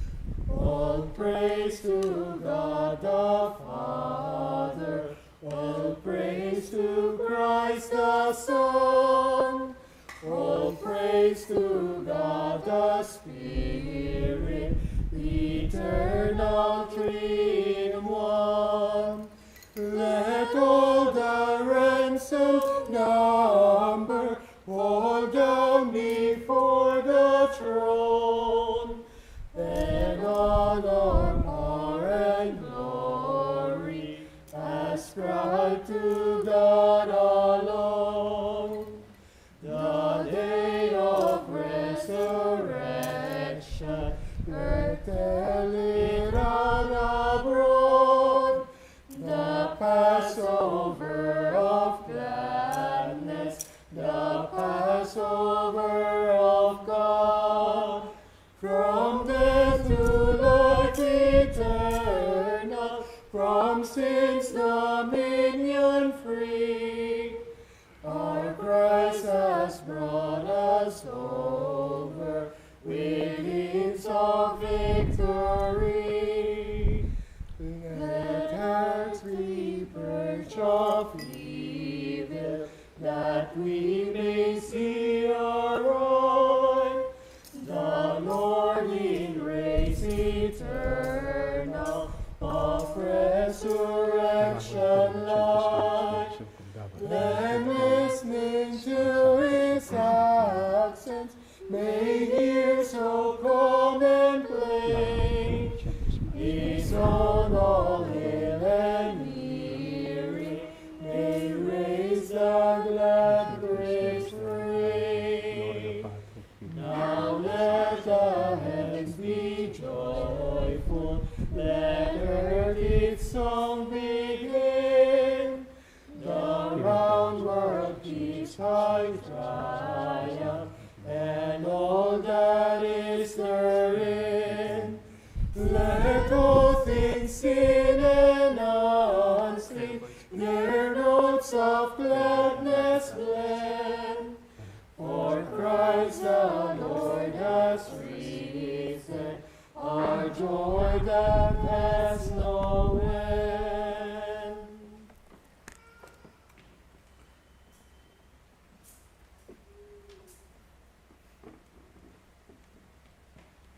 Orate, fratres, ut meo vectrum sacrificium acceptabile fiat apud Deum Patrem omnipotentem. Scipiat Dominus sacrificium nobis tuis et adum et gloriam suum sui, et poca nostra paciusque ecclesia celestam. Suscipimus Domini, preces populi, nationibus ostiarum, Paschalum sedintia. Voluntatis nobis mediante preparata propizia per nomine nostrum Iesu Christum Filium tuum. Per omnia saecula saeculorum. Amen.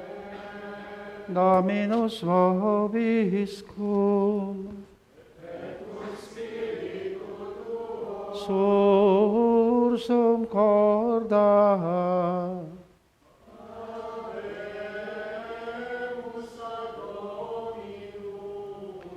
Gratias agamus Domino Deo nostro.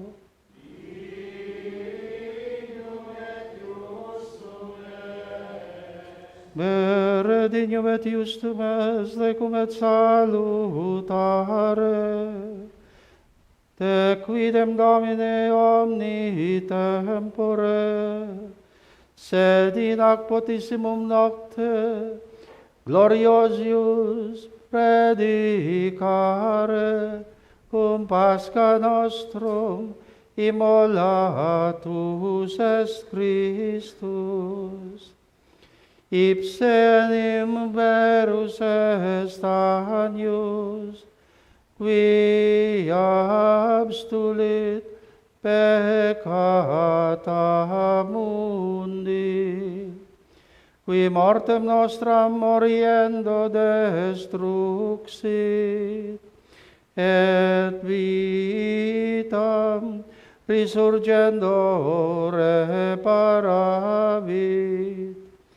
et ideo cum angelis et archangelis, cum tronis et dominationibus, cumque omni militia celestis exercitus, hymnum gloriae Tuae canimus, sine fine dicentes. Sanctus, Sanctus, Sanctus, Dominus Deus Sabaoth, pleni sunt caeli et terra, gloria Tua, Hosanna in excelsis. Benedictus qui venit in nomine Domini, Hosanna in excelsis.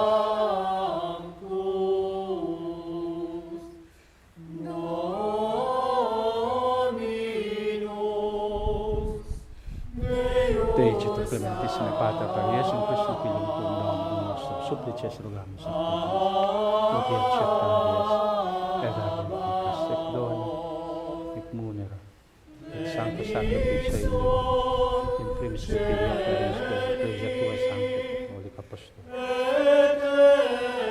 Quam pacificatus studia donare leggere di Aristotle,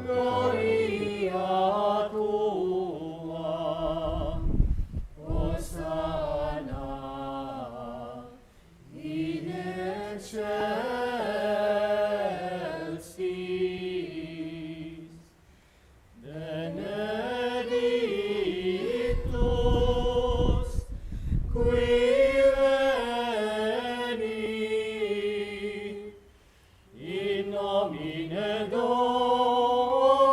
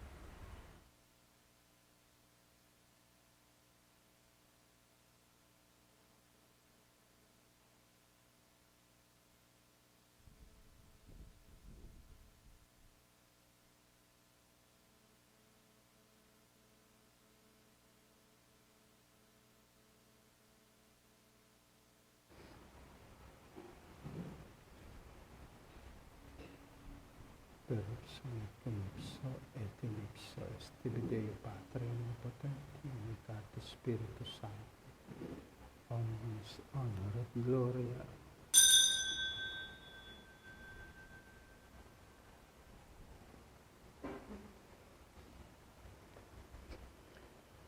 per omnia saecula saeculorum. Oremus preceptis salutaribus moniti, et divina institutione formati, audemus dicere. Pater noster, qui es in celis, sanctificetur nomen tuum. Adveniat regnum tuum, fiat voluntas tua, sicut in cielo et in terra.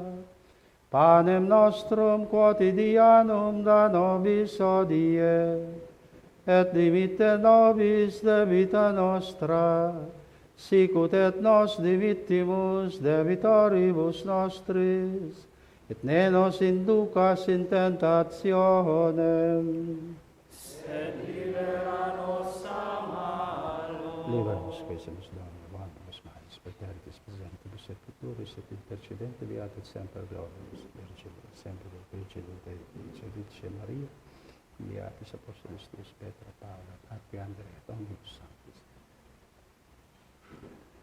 Da propitius pacem Diebus nostris, ad opere misericordia peccati, et peccati, simus semper liberi, et ab omni perturbatione seculi.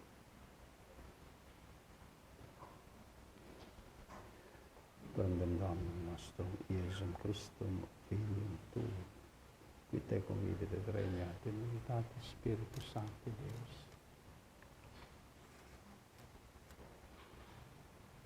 Per omnia saecula saeculorum. Pax Domini sit semper vobiscum. Et cum ixi consecratio corpus et Domini, non Jesu Christi fiat recipientibus nobis in vitam aeternam. Amen.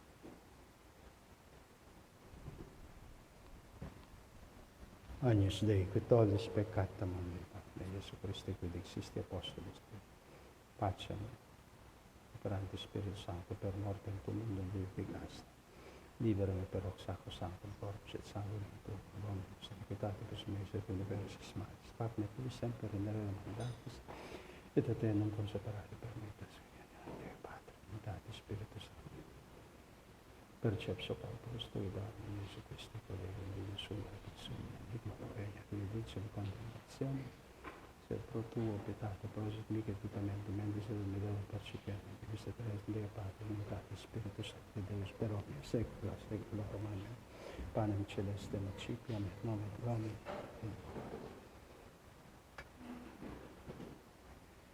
Domine, non sum dignus. Domine, non sum dignus. Domine, non sum dignus. Corpus Domini nostri, Iesu Christi, custodia et vitam aeterna.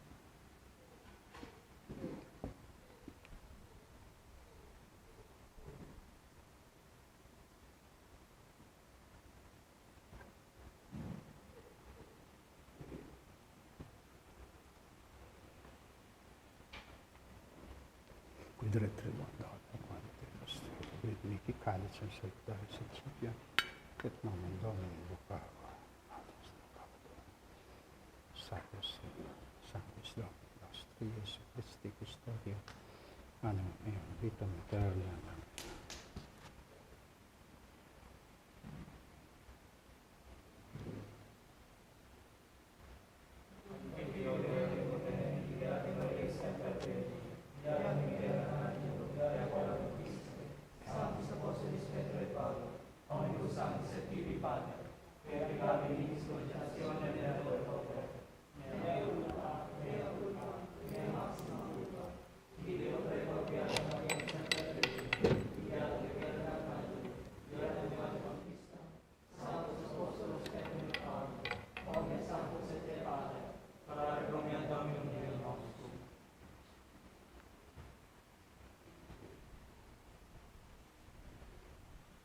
Misereatur vestri, omnipotens Deus, dimissis peccatis vestris, perducat vos ad vitam aeternam, indulgentiam absolutionem et remissionem peccatorum vestrorum tribuat vobis omnipotens et misericordus Dominus.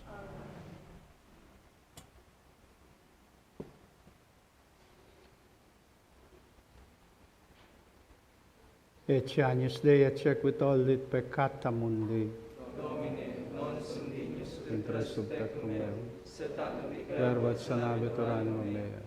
Domine, non sum dignus ut intra subtecum meum. Setatum Verbo et sanabitur anima mea. Domine, non sum dignus ut intra subtecum meum. Tantum dic verbo et sanabitur anima mea. Corpus Domini nostri, Iesu Christi, custodia et animam tuam, vitam aeternam. Amen. Corpus Domini nostri, Iesu Christi, custodia et animam tuam, in vitam aeternam. Corpus Domini nostri, Iesu Christi, custodia et animam tuam, in vitam aeternam. Amen. Corpus Domini nostri, Iesu Christi, custodia et animam tuam, in vitam aeternam.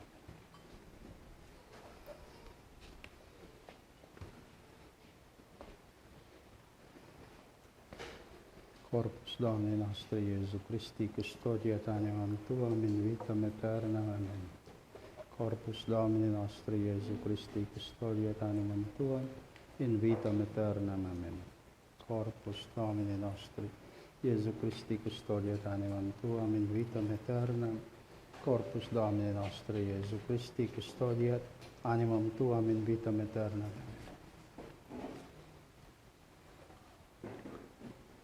Corpus Domini nostri, Iesu Christi, custodia et animam tuam, in vitam aeternam. Amen.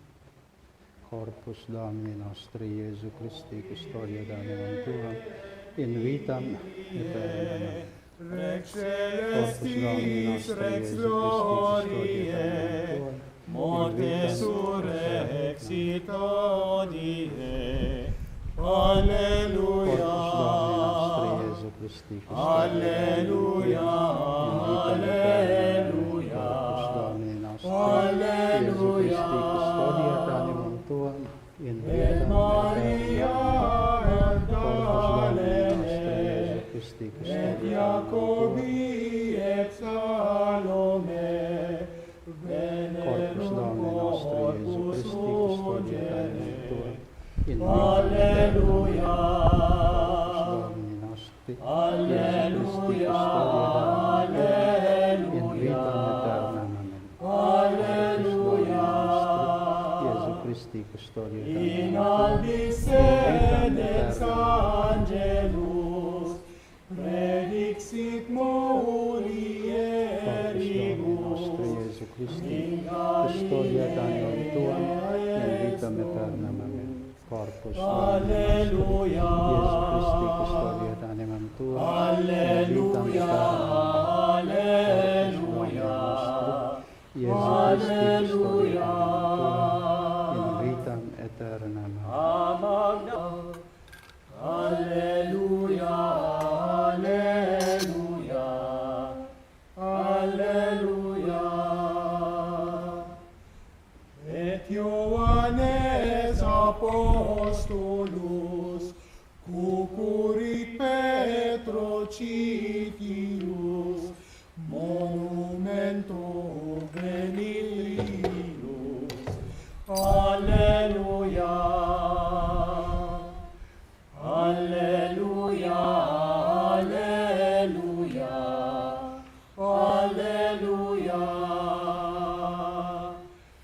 Discipulis ad stantibus, in medio stetit Christus, dicens pax vobis omnibus. Alleluia. Alleluia, alleluia, alleluia. Ut intellexit didymus, quia surrexerat Iesus, remansifere dubius. Alleluia. Alleluia, alleluia, alleluia. Vide Toma, vide Latus, vide pedes, vide manus, noli esse incredulus. Alleluia. Alleluia, alleluia, alleluia. Quando Thomas Christi latus, vedes vidit atque manus, dixit tu es Deus meus. Alleluia.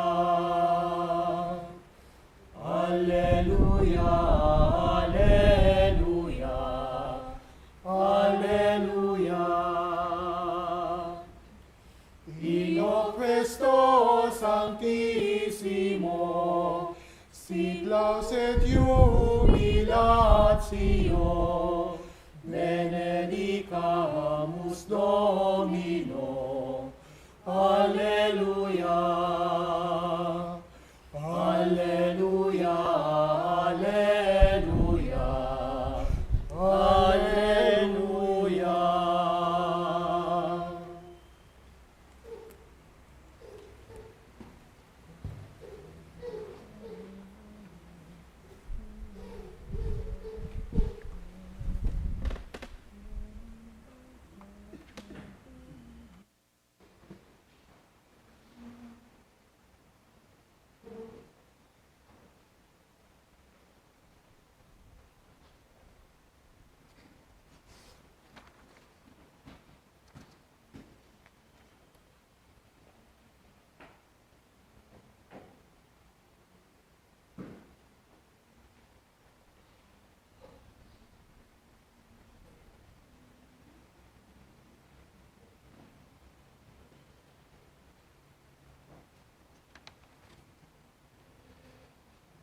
Laudate Dominum Sanctuario is, laudate Eum justo firmamento is.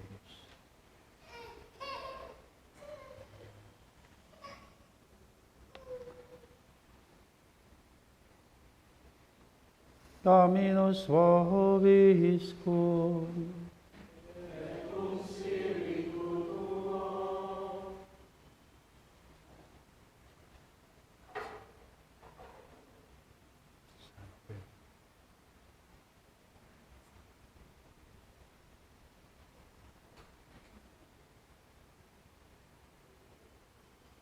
Bene et Valdemane.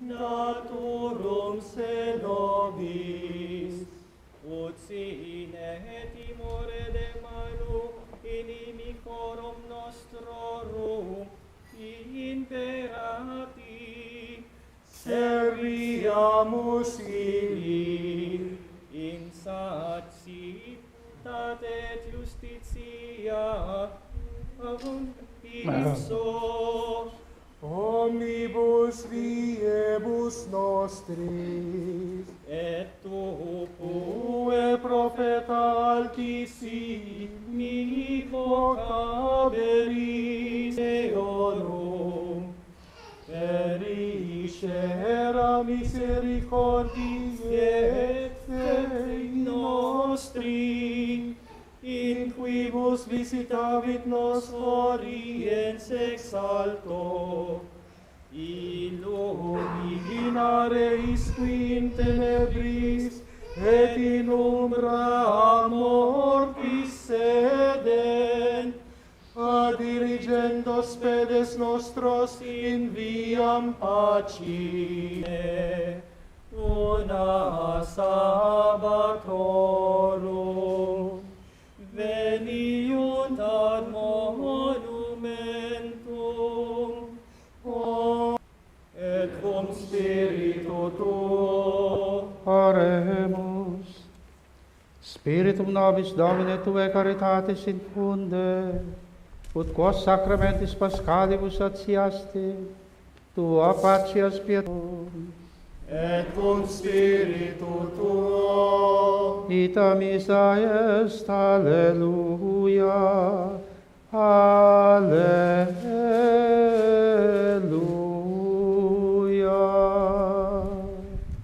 Deo gratias, alleluia, alleluia.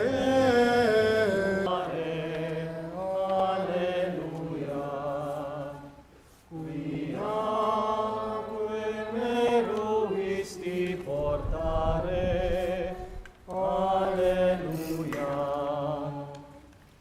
Resurrexit, sicut dixit, Iaque meruisti portare, alleluia. Resurrexit, sicut dixit, alleluia. Ora pro nobis Deum, alleluia. Our Lord Jesus Christ, grant, we pray, that through his mother, the Virgin Mary, we may receive the joys of everlasting life. Through Christ our Lord. Amen. May the divine assistance remain always with us. Amen. Jesus Christ is risen today. Hallelujah.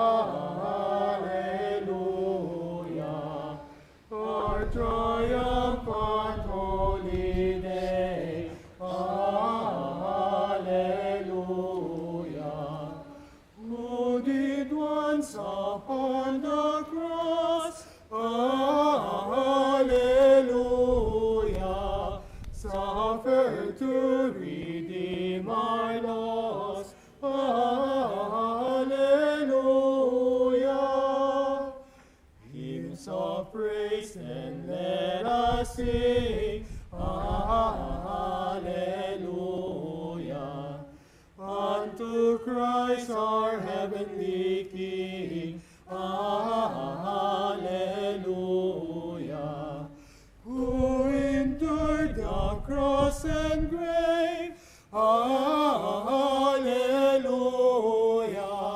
sinners to redeem and save, hallelujah.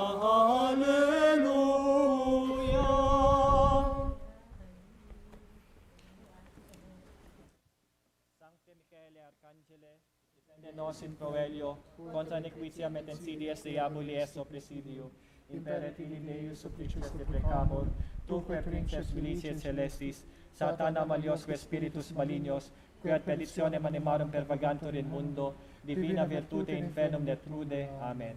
Cor Iesus Sacratissimum. Miserere nobis. Cor Iesus Sacratissimum. Miserere nobis. Cor Iesus